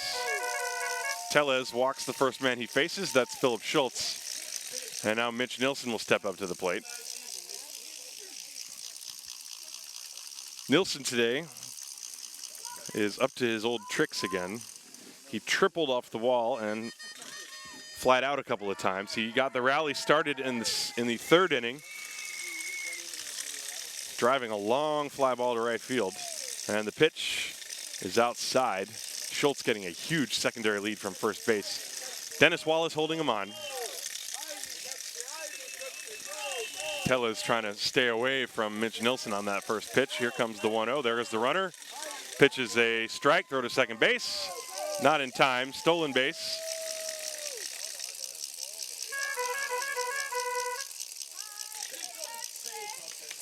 I wonder if a balk was called on that. There was just no call given by Jens Weider, so safe on the stolen base. 1 ball, 1 strike. And the pitch to Nilsson. Curve is inside.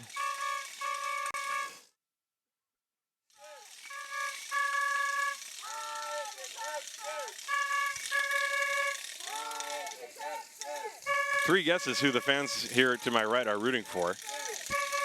The 2-1, inside and low, 3-1. After Nilsson, Gary Owens and Ludwig Glaser. Runner at second base, Philip Schultz, nobody out. And the pitch. Popped foul, that's going to get over the screen. Will it hit the star car? Nope.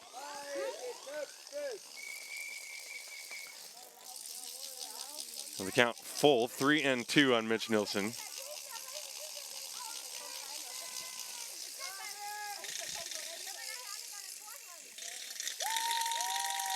And Schultz takes off for third. The pitch is drilled deep and fouled on the right field line, out of the ballpark.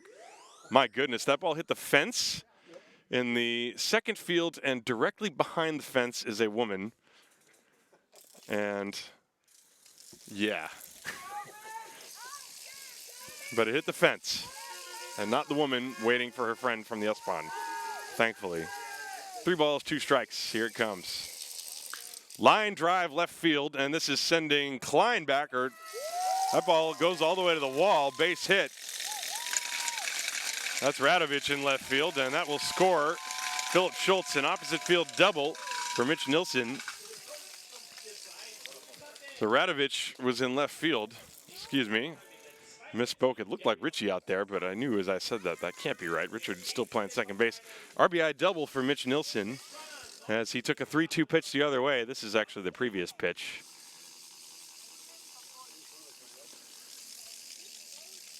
So 4-1 Heidenheim. We are in the 7th inning. And Gary Owens will come up to the plate against Leo Tellez. Nilsson at second base. So I misspoke before when I said Lechner is out of the game. No, he's not. He is playing third base. Simon Lechner playing third base. Nate Thomas playing short. Klein at second. Well, this is what happens when you do the game without a scorebook. There's the pitch. Fly ball, deep right center field. Long run for Endriat. And he is there to make the catch. That is a very good running catch. Tagging headed to third is the pinch runner for Mitch Nilsson. That is Patrick Seyfried who went in to run for him. But Gary Owens hitting that ball a long way. Let's see if I got that one. Nope. And Ludwig Glaser stepping up to the plate. And the sun comes out. Das ist ja der Wahnsinn.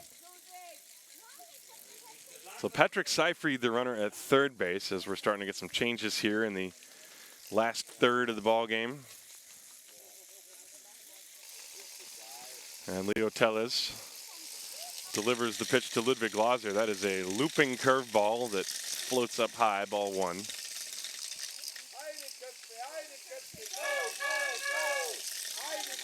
Seyfried, the runner at third. The pitch taken low and outside. 2 balls, no strikes. Simon Lechner at third is up at the edge of the grass. Manriquez is out of the game. That's what it is. There's a swing and a pop foul over our heads. That ball nearly hitting Andrea Radovic, who is doing the e-scoring from the comfort of the sunlight. Good thing she was watching the game closely.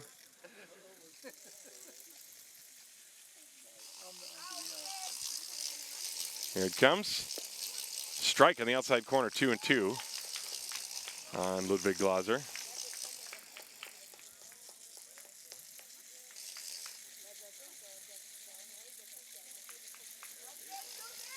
Tellez looking for the sign from David Wallace. He's got one. He comes set.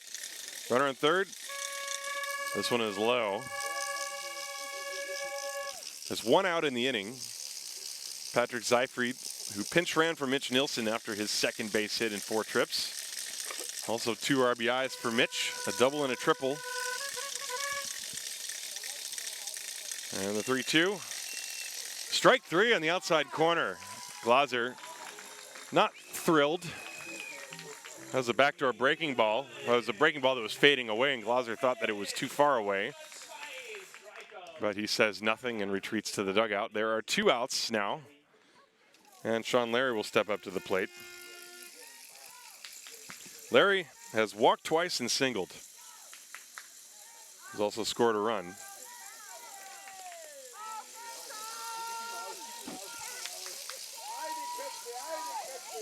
Steinlein in right, Endriat in center, Radovic in left. And the pitch, Larry takes a fastball high from Leo Tellez. 1 ball, no strikes. The infield of Lechner, Nate Sean Thomas, Richard Klein, and Dennis Wallace, excuse me. David Wallace is behind the plate as Larry's trying to kick the dirt out of his shoes. 1-0 to Sean, celebrating his 27th birthday today.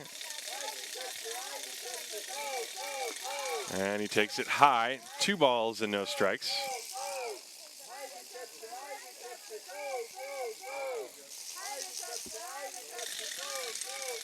The field is splashed with sunshine. And the 2-0. A little looping fly ball out towards shortstop. Nate Thomas looking up into the sun makes the catch. And the inning is over. So Leo Tellez gives up a run.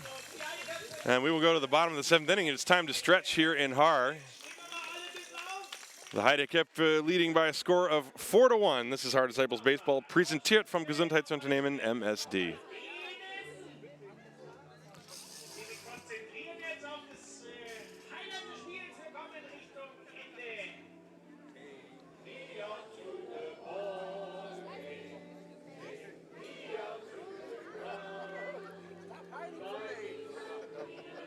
You can't hide. You can't hide.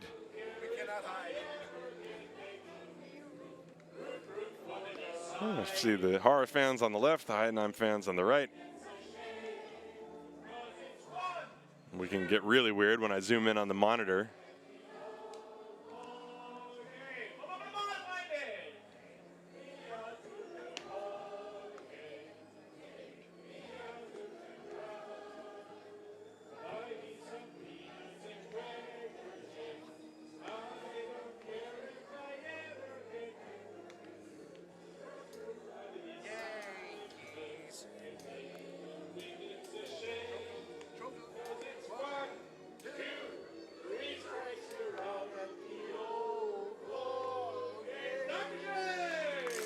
The singing umpires, ladies and gentlemen, Mark Major and Andreas Boxleitner.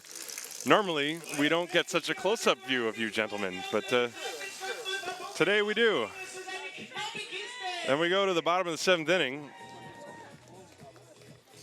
Julius Spann on for his 2nd inning of work. He gave up a run, an unearned one last inning. And for the Disciples, it's going to be Dennis Wallace, followed by Leo Tellez and Bernd Radovic. So 5, 6, and 7 in the order. Tellez went in the same in the spot for Reuben Manriquez. Dennis Wallace today is 0 for 1. He's also walked. Julius Spann is ready. And the pitch is taken outside and low, ball 1. So Dennis Wallace, 1 ball, no strikes. 4-1 Heidenheim leading. We're in the bottom of the 7th inning here on the final day of the season for the Haar Disciples. For the Heideköpfe, es geht weiter nächstes Wochenende. Swinging a foul. 1 ball, 1 strike.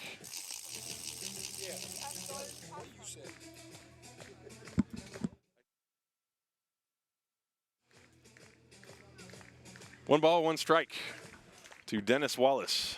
And the pitch, fastball missed away.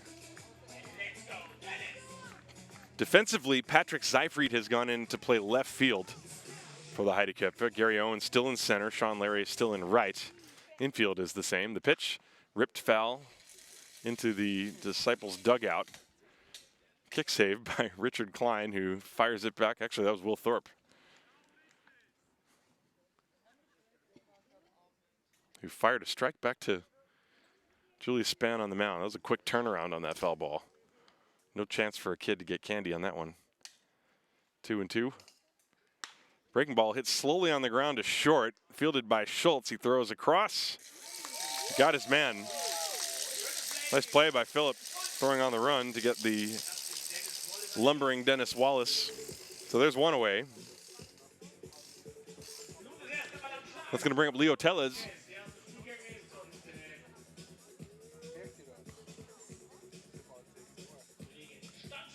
So Leo came into the game for Reuben Manriquez and pitched the top half of the inning.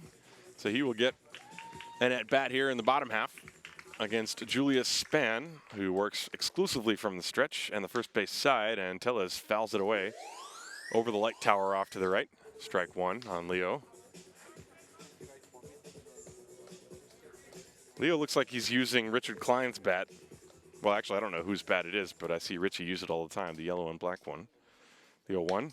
Ground ball to the shortstop Schultz. He fields this again, throws across. This one was a much easier play than the last one. And there are 2 very quick outs here in the 7th. The Disciples have exactly 1 base hit in this game. That was the clean single off the bat of Jan Endriat last inning. He came around and scored. Since then, they haven't really been close.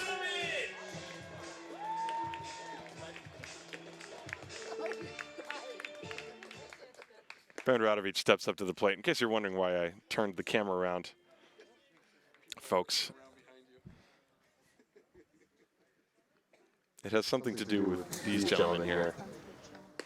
Pitch is outside, ball 2. I'll be ready for that next time.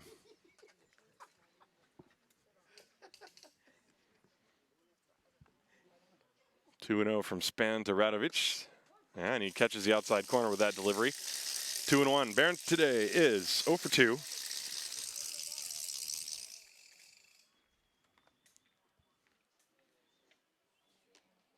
Here it comes. High drive down the left field line. He popped it up, and that ball is going to land out of the ballpark.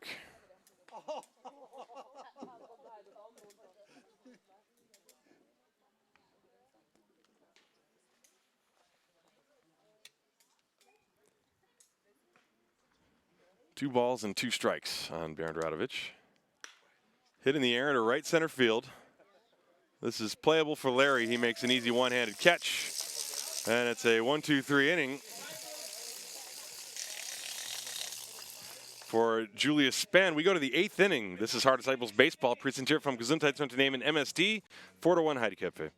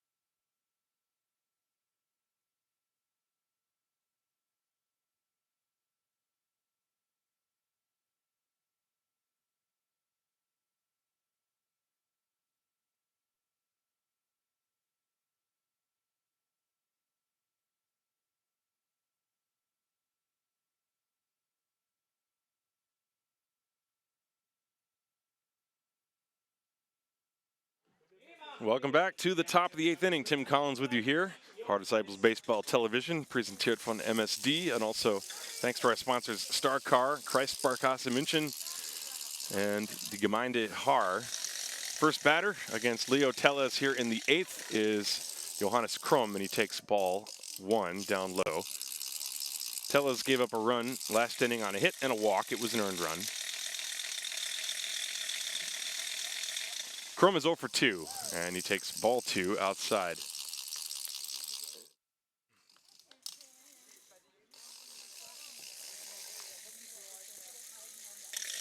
The 2-0 from Tellez. That's outside, 3-0.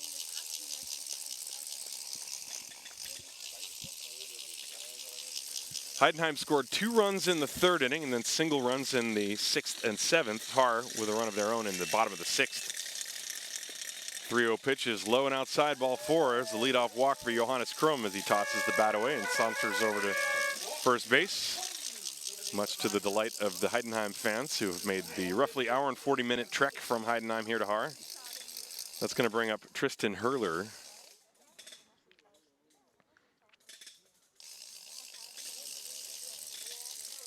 Hurler today is 1 for 3. He sliced a double down the left field line his last time, and he takes a ball low. And this time Bernd Radovic in left field, who was not playing left when Hurler sliced that base hit, but he's much closer to the line than Lechner was. There's the 1-0. Chopped foul, 1 ball and 1 strike. The sun has now gone away, but there are patches of blue over some low-hanging clouds here. A lot of rain in the area, but most of the rain was yesterday. Summer has ended and fall is here. Here's the 1-1. Swinging and a squibber foul to the left of the plate, strike 2. That was a breaking ball from Tellez, looked like. Johannes Krumm is at first base. Nobody out. We are on the top of the 8th inning. 4-1 Heidenheim leading Haar. They won yesterday by a score of 11-3. And this ball hit on the ground to the right side. Klein cuts it off, slides, throws to first, got his man. Nice play by Richard Klein. Hurler hit a ground ball that was trying to sneak through, and Richie, 3 steps to his right, slid, was able to pop up quickly and get the throw to first off in time. Very well done by Richard, and so there's the first out. Moving to second on the play was Johannes Krumm, the hitter now Sami Sopotalo.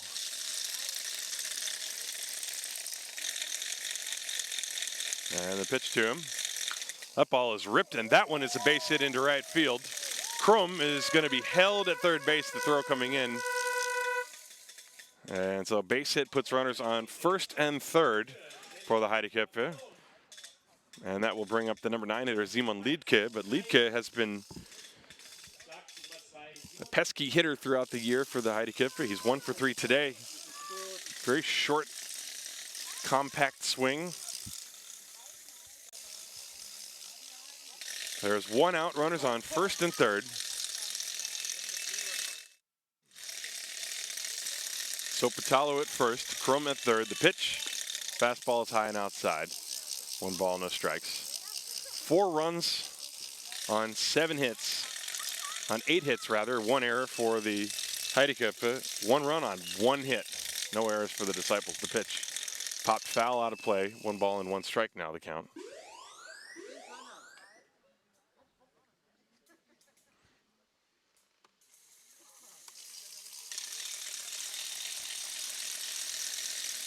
Leo Tellez deals from the stretch, curve is inside, and the count now 2 balls and a strike.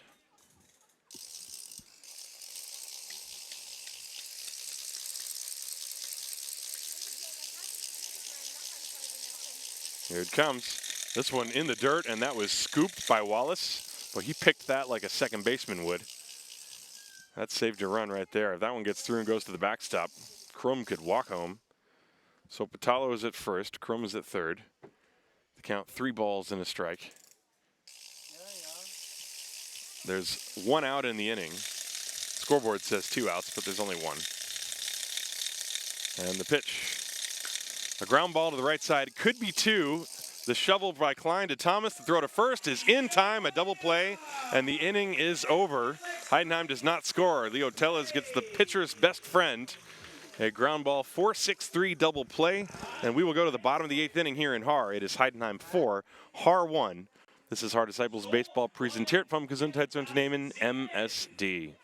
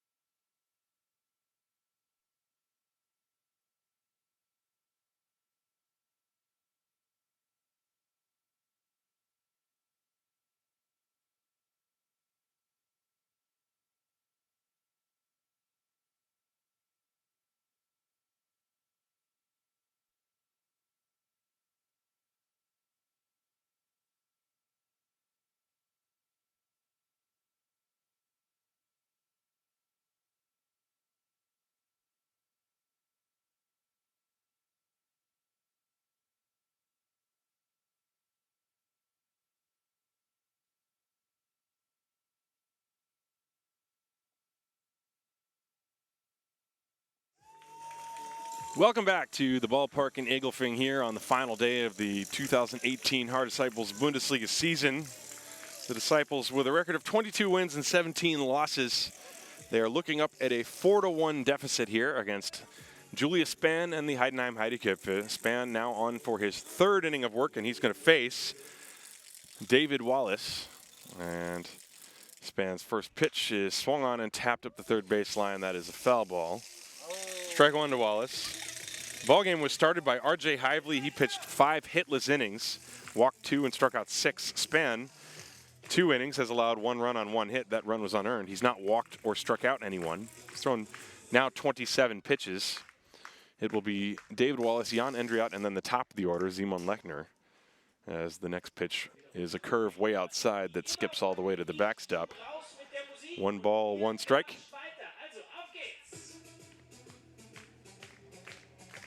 Four to 1 Heidenheim. 1 ball and 1 strike. And the pitch, swing and a miss, as Wallace was way out in front, and the count 1-2.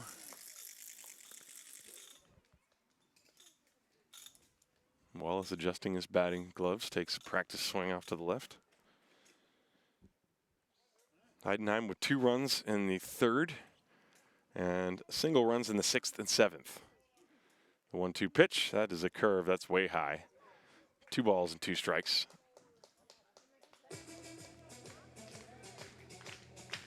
Well, the Disciples have provided some very exciting and memorable moments this season for their fans. They came up a little bit short when it comes to the playoffs. There's a breaking ball, popped in the air, shallow center field. In fact, shallow infield. It's caught by Simon Liedke. So that's the first out of the inning. It was so shallow that it wasn't even in center field. It was in the center of the infield, just behind the mound, slightly to the right of second base. Simon Liedke sauntered in and made a one-handed snag. So 1 down. Well, the Disciples, as their season comes to a close, it was certainly an up and down year for them. They had to deal with losing both of their foreign starting pitchers right before the playoffs began, as the first pitch to Jan Endriat is a strike. Endriat, by the way, has the only hit of the game for the Disciples today, and it was against Span. Curveball missed outside, 1-1.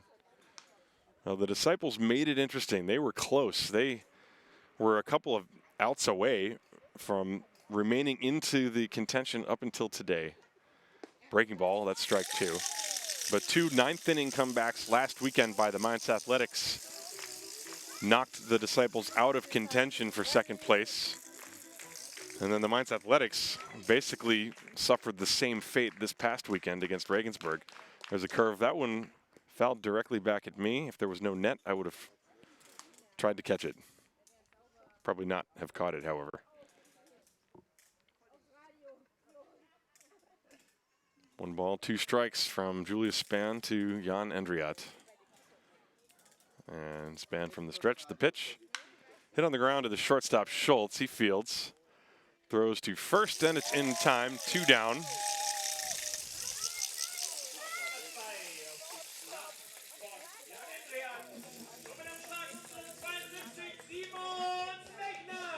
So Simon Lechner now steps up to the plate. Endriat now 1 for 4 in the game. Lechner is 0 for 3 with 2 outs here in the bottom of the 8th inning. The Heideköpfe have commanded the Bundesliga South since the beginning of the year. There's a foul ball, strike 1. They came out of the gate winning, I believe 10 or 11 straight, and then but they too have had to deal with some uncertainty at the back end of the bullpen. That's why Klaus Ekla has to feel good about how Span is throwing today. There's a strike, 0-2. There's not really any team in the Bundesliga that has a formidable pitching staff other than maybe the Bonn Capitals. The pitch, swing and a miss, strike 3. And Julius Span breezes through the 8th inning. And we will go to the 9th inning here in Haar. This is Haar Disciples Baseball, präsentiert vom Gesundheitsunternehmen MSD. Heidenheim 4, Haar 1.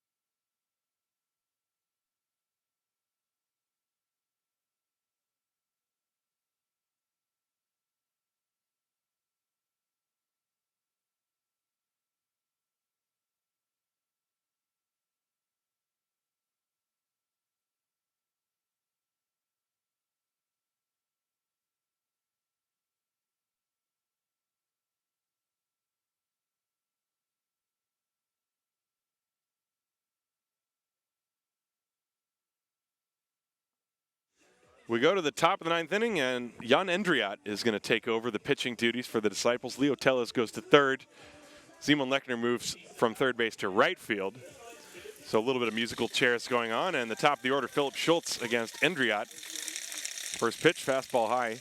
Endriat has an ERA of 0 this year. He's pitched 1 inning, and in that inning he allowed a walk and a strikeout, but nothing else. So he's got the only hit of the game for the Disciples. His next pitch is high, 2-0. Endriat working as quickly as possible. It's the top of the order. Schultz, and then it will be Seyfried, who came in for Mitch Nilsson. Here's the 2-0. Popped foul, out of play, strike one. Philip Schultz today is 0 for 2. He's walked twice, however. Got a 2-1 count here. He has also scored a run. 4-1 Heidenheim, the 2-1 pitch. Fastball is high. 3-1 from Endriat.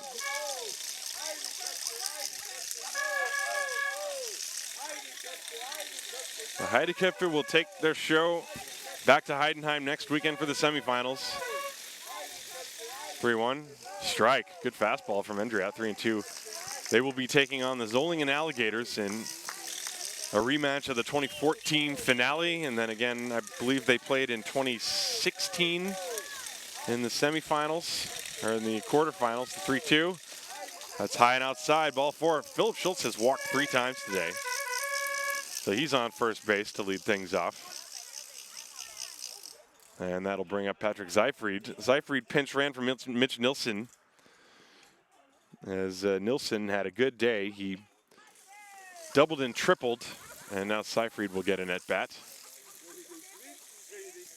Runner on first base is Schultz. He might be going, has got a very big lead. And the pitch is upstairs. Endriat missing upstairs on all of his pitches so far, except for 1 or 2. So he comes directly over the top. So it's one of those things that's kind of a timing issue. You got to time that release point. Here's the 1-0. That's a strike. He's got a very quick delivery. Doesn't lift the leg very high. Quick to the plate. Might make it tough for the runner to go. Schultz with a pretty big lead. Here's the 1-1. Swing and a miss. 1-2. Seyfried going for the downs on that one. Bernd Radovic in left field is not playing Seyfried to pull. 1 ball and 2 strikes. Nobody out, 9th inning. The pitch, swing, and he just got a piece to stay alive. That one going all the way straight back to the screen. Bouncing off the Gemeindewerk Haar banner. 1 ball, 2 strikes, nobody out. Philip Schultz on first base. Jan Endriat working from the stretch. Comes set, the pitch. Curve, and he got him looking. That was a beauty. Jan Endriat. He had not thrown anything other than fastballs the entire inning. And that was a nasty hook. Boy, that was straight down. Jan Endriat showing us something here. And now he's going to have to deal with Gary Owens. How quickly it can all change. Runner on first, the pitch. Fastball strike outside corner. Endriat. Well, I've seen Endriat pitch going back a couple of years. He always seems to get a couple of cups of coffee here in the first Bundesliga, but he looks different now. Much more confident. A lot more zip on the ball. The curve, swing, and a miss, strike 2. Well, if you're the Disciples, the season ends today, but Titus von Kopp has given you a reason to look forward to next year. And possibly Endriat too. There's a curve, swing, and a miss. The ball is in the dirt. Wallace couldn't find it, and he tags out Gary Owens. First base was occupied, so Owens is out anyway. However, the runner moves to second base on the wild pitch. But Jan Endriat introducing his curveball to the Heideköpfe. But when it comes from straight over the top like that, that is tough to read. A couple of good pitches. And so now Ludwig Glaser, 2 down. Runner at second base, Philip Schultz. And the pitch, fastball high, 1 ball, no strikes.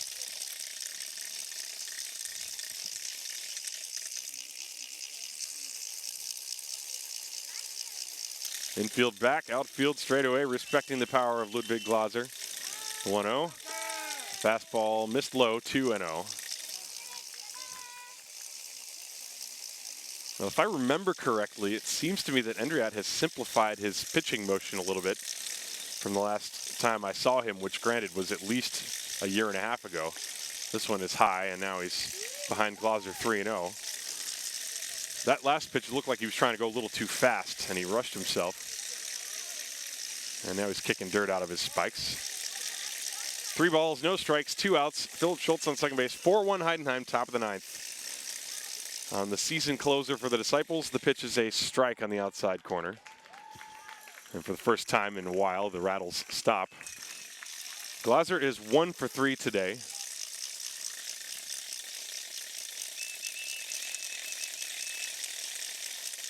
Here's the 3-1. Fouled away, 3-2. That ball hits a tree and comes back on the field.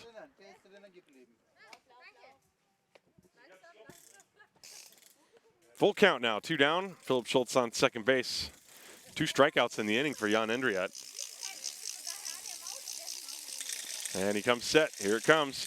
Curve, line drive. That's a base hit into left field. Schultz being waved around. Radovic comes up throwing. It is not in time. And Ludwig Glaser, that time he was looking for the breaking ball and he got it. It would have been a strike, but it hung in the middle of the zone. And you got to tip your cap to Glaser on that because he was not fooled on that pitch. And he did what experienced hitters do. He lined it into left field for a base hit and an RBI. It is 5-1 Heidenheim. And now Sean Larry comes up to the plate. Larry on his birthday. He's 1 for 2 with 2 walks. So it is now 5-1 Heidenheim, top of the 9th inning. This ball game, not even 2.5 hours old. The pitch, fastball is high. 1 ball, no strikes. And they're not holding Glaser on first. Dennis Wallace playing behind him. The pitch is high, 2-0.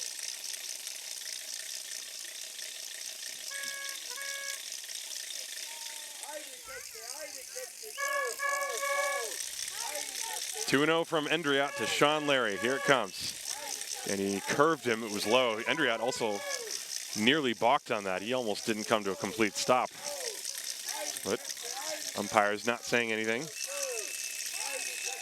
I would say the umpires are pretty pleased with the pace of today's game.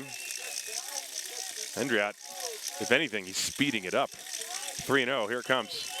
High ball 4. Larry has walked for the 3rd time. And he looks disappointed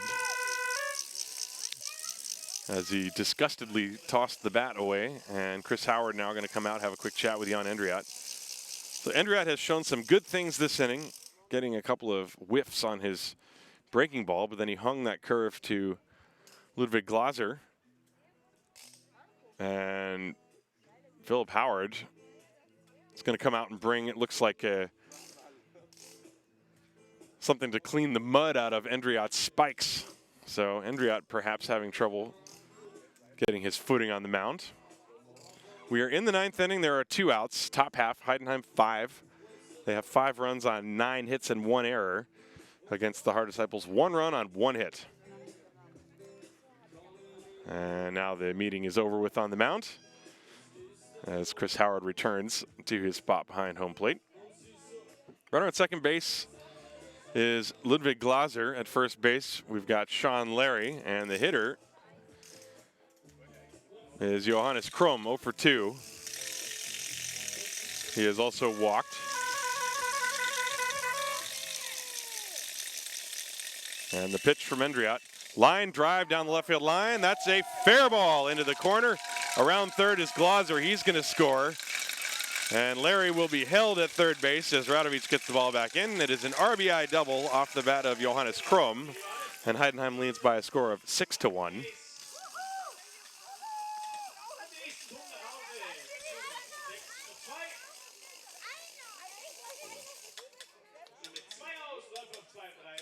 And that'll bring up Tristan Hurler.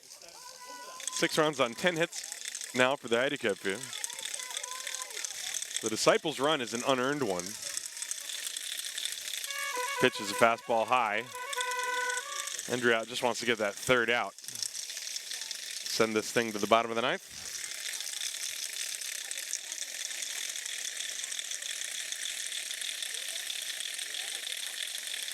The 1-0 is low and inside, 2 balls and no strikes.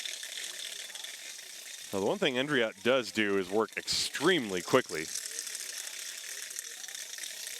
He's not worrying about anything out there, just coming set and firing.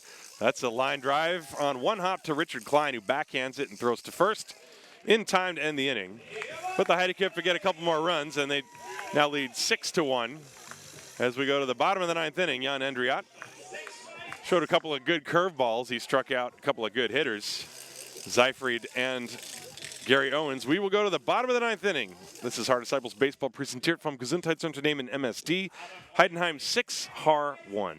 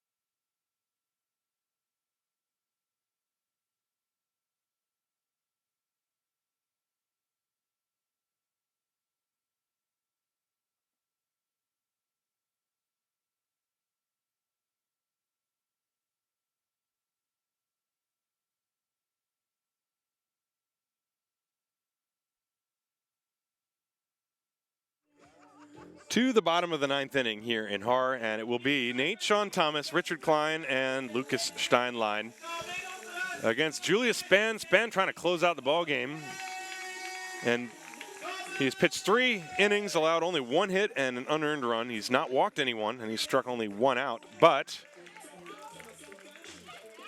he's out there. Nate Sean Thomas, first man up here in the bottom of the ninth. It is 6-1 Heidenheim, and Nate trying to give the home fans something to cheer about, swinging hard and missing on the first pitch. Strike 1 to Nate. For Nate Sean Thomas, his season, another successful one, although for him from the pitching standpoint, a little bit disappointing. He was more effective last year than he was this year, but still an important contributor to the Disciples' attack this year as he took a pitch inside, and now he hits one inside the bag down the right field line, a base hit. He's on his way to second base, and he's going to jog in there easily, as I accidentally showed you the sky there for a minute. Sorry about that. Leadoff double for Nate Sean Thomas. And the Disciples trying to provide a few more memorable moments for the fans here before this one is over. It is 6-1. Well, the Disciples did come from behind and beat Heidenheim. They were trailing in a game 6-2 in the ninth inning. That was the game in which Julius Spann also was involved. Now Richard Klein with Nate Sean Thomas on second base. And the pitch, that's a strike at the inside corner, about knee high. R.J. Hively started the game. He would get the win. He pitched 5 hitless innings. Spann only allowed now 2 hits, thanks to that leadoff double. Fastball is high, 1 ball, 1 strike. Klein, this is his 4th year with the Haar Disciples. Before that, he spent a significant amount of time with the Bookbinder Legionnaire. And this year, he's been pressed into pretty regular pitching duty, especially in the playoffs. There's the pitch. Good curve from Spann. Drops over the outside corner, 1-2. Ritchie's had big hits. Not a high batting average, but he had some important home runs. Hit one against these very Heideköpfe. this year and last year, as a matter of fact, and he's played a solid second base. Swing and a little tapper off the leg of Klein, foul as it trickled up in front of the home plate area. It actually rolled all the way back to Span, but that ball hitting the leg of Klein. So the count, 1 ball, 2 strikes. There's nobody out.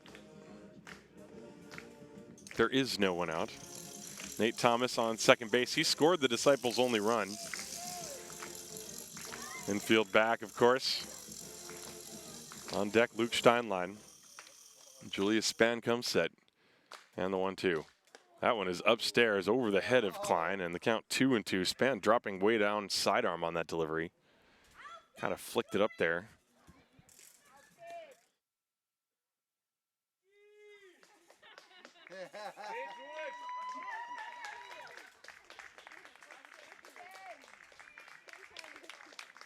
Two and two, and the pitch drilled fouled on the left field line. And we'll do it again. Heidenheim scored 2 in the 3rd. Single runs in the 6th and 7th, and 2 last inning in the top of the 9th. Here we are, bottom of the 9th, nobody out. Klein at the plate, Thomas on second. The pitch, curveball, that one's too far inside, and Richie actually kind of thought about maybe trying to lean into that one. Count now full 3-2. Span quickly comes set. And they toss to second behind Thomas, but he was back easily. You could hear Chris Howard screaming as Philip Schultz, the shortstop, dashed in behind Nate Sean. Full count to Richard Klein.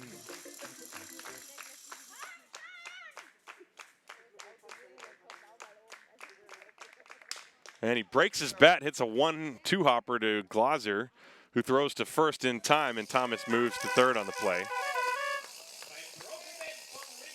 So there's one away, but there's been a lot of firewood created in this ball game. That's 2 broken bats for the Disciples. I think there's 1 for the Heideköpfe. And now Luke Steinlein with a runner on third base.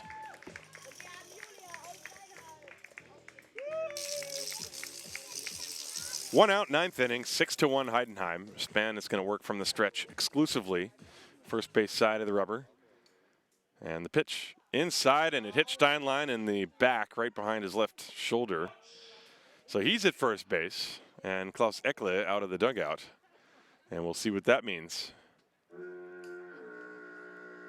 Failed to mention, by the way, that Clayton Freimuth has gone into play first base, and Ekle calling Sopotalo to come to the mound and chat alongside Julius Span. There's nobody warming in the bullpen at the moment for the Heideköpfe. The Disciples with first and third and 1 out. The hitter is Dennis Wallace. Well, the Disciples have pulled this very same rabbit out of a hat once before against Ekle, and he does not want to see that happen again. Even though this game is meaningless as far as the standings are concerned. And now Sopotalo and Ekle return to their respective positions. First and third, 1 out. Dennis Wallace at the plate.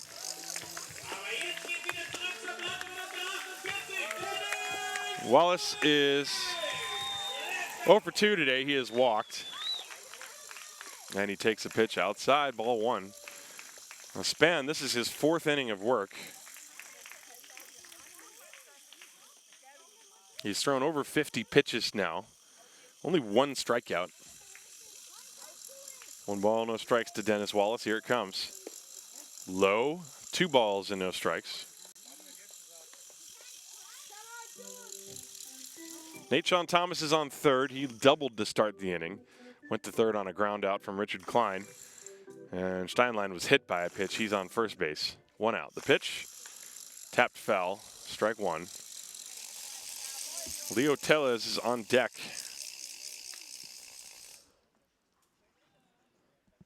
Heidenheim 6 runs on 10 hits. They have made 1 error. The Disciples have 1 run on 2 hits. They've not made an error. And the 2-1. Tapped foul on a breaking ball. 2 balls and 2 strikes now the count. Runners on first and third. Mentioned that Bonn defeated Paderborn 3-2 for their 39th consecutive win. They are playing the final game of the year, and that game scoreless in the 6th inning between Bonn and Paderborn, the second game of that doubleheader. Here's the 2-2 pitch. Swing and a tapper foul up the third base side. So the Bonn Capitals trying to go 40-0. They've already had the best season in the history of the Bundesliga in terms of won-lost record. But the final game, appearing to have some drama. Paderborn wants to be the first team to beat Bonn in the Bundesliga this year. Here's the 2-2 to Wallace. Outside, ball 3. Nowhere close from Span. There's one out in the inning.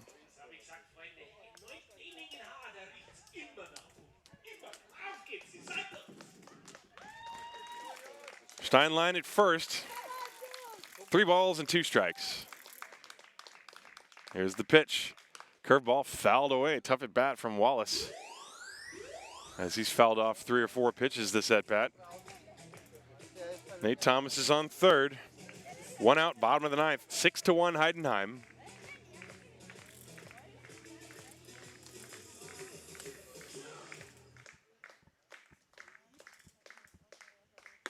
And the pitch is outside, ball 4. The bases are loaded with 1 out, and that's going to bring Klaus Eckle out to the mound, and he's going to switch Clayton Freimuth into the ball game. So we're going to get a pitching change, and it's going to be Clayton Freimuth. Well, Julius Span pitched 3 1/3 innings, and it appeared that he ran out of gas this inning. So Eckle, that's not Clayton Freimuth. It is Simon Liedke, and he and Span are simply going to switch positions.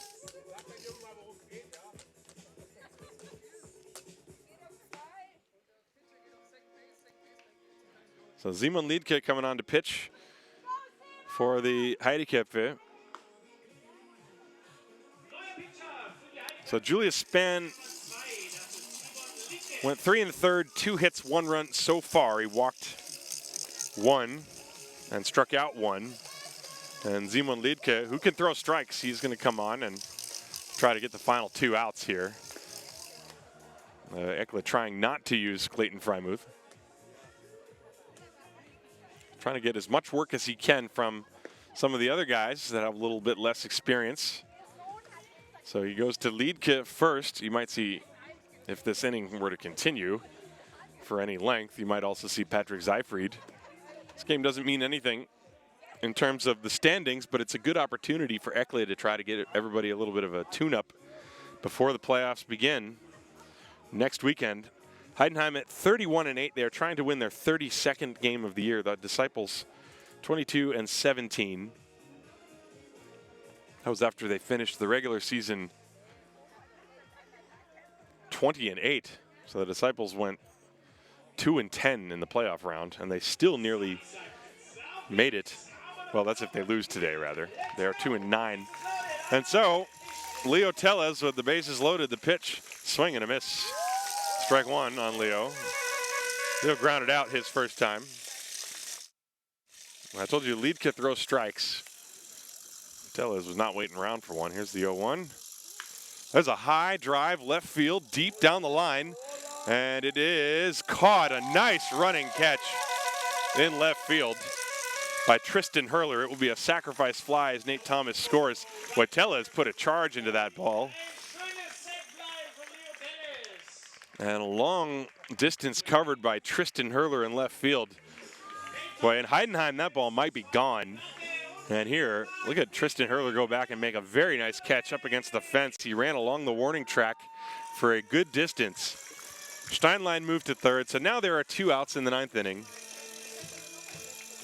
And Bernd Radovic up there at the plate. They're going to appeal at second base. And Jens Weider says no. The Heideköpfe thought that Lucas Steinlein left too soon from second base. That's the second appeal we've seen in this game. The Disciples had an appeal earlier. So first and third, it is 6-2. And Bernd Radovic at the plate takes ball one outside from Simon Liedtke.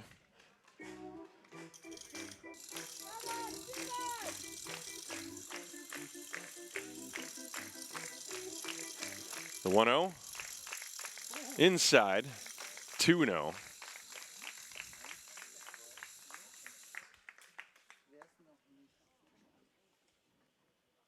First and third, the 2-0 pitch. That's a strike at the knees in the outside corner. Liedtke working as quickly as possible. He gets the sign from Sopatalo. Freimuth holding on the runner at first. And the pitch, that's a liner to center field. Owens racing in. He makes the catch and tumbles to the ground. The ball game is over. The Heideköpfe win by a score of 6-2. And it was an entertaining final day of baseball here at the Sports Park Egelfing in Haar. The Haar Disciples season is over. They finished with a record of 22-18. And another year of memorable moments here for Haar Disciples baseball. That was a nice run and catch by Julius Spann. Taking another look by Owens, rather. Taking another look at this last play. Radovic hit the ball hard. And Owens running in, had the ball tailing away from him, and made the catch just before it hit the grass to end the game. The final score, the Heideköpfe 6, the Haar Disciples 2. My name is Tim Collins. I would like to thank you for tuning in, not only today, but all season long. And it's been a pleasure for me. I'd like to thank also Jo Penskover and the Haar Disciples, along with the sponsors MSD, Gemeinde Haar, Kreis Sparkasse, and Starcar. Another exciting 2018 season is in the books for the Haar Disciples. The Heideköpfe, their train will keep motoring along. They will play the Zolingen Alligators next weekend in Heidenheim.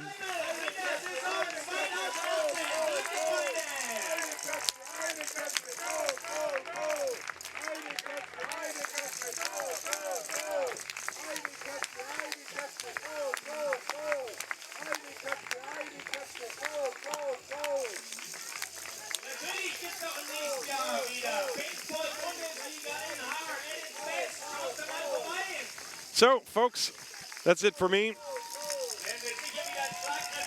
Stay tuned because there may be updates coming regarding the playoffs, but keep checking back on EuroBaseballTV.com. And feel free to follow me on Twitter at EuroBaseballTV or on Facebook, Munich-Haar Disciples Baseball TV. It's a very long title, I know. So thanks for tuning in. Final score once again, Heidenheim 6, Haar 2. This has been Haar Disciples Baseball, präsentiert von dem Gesundheitsunternehmen MSD.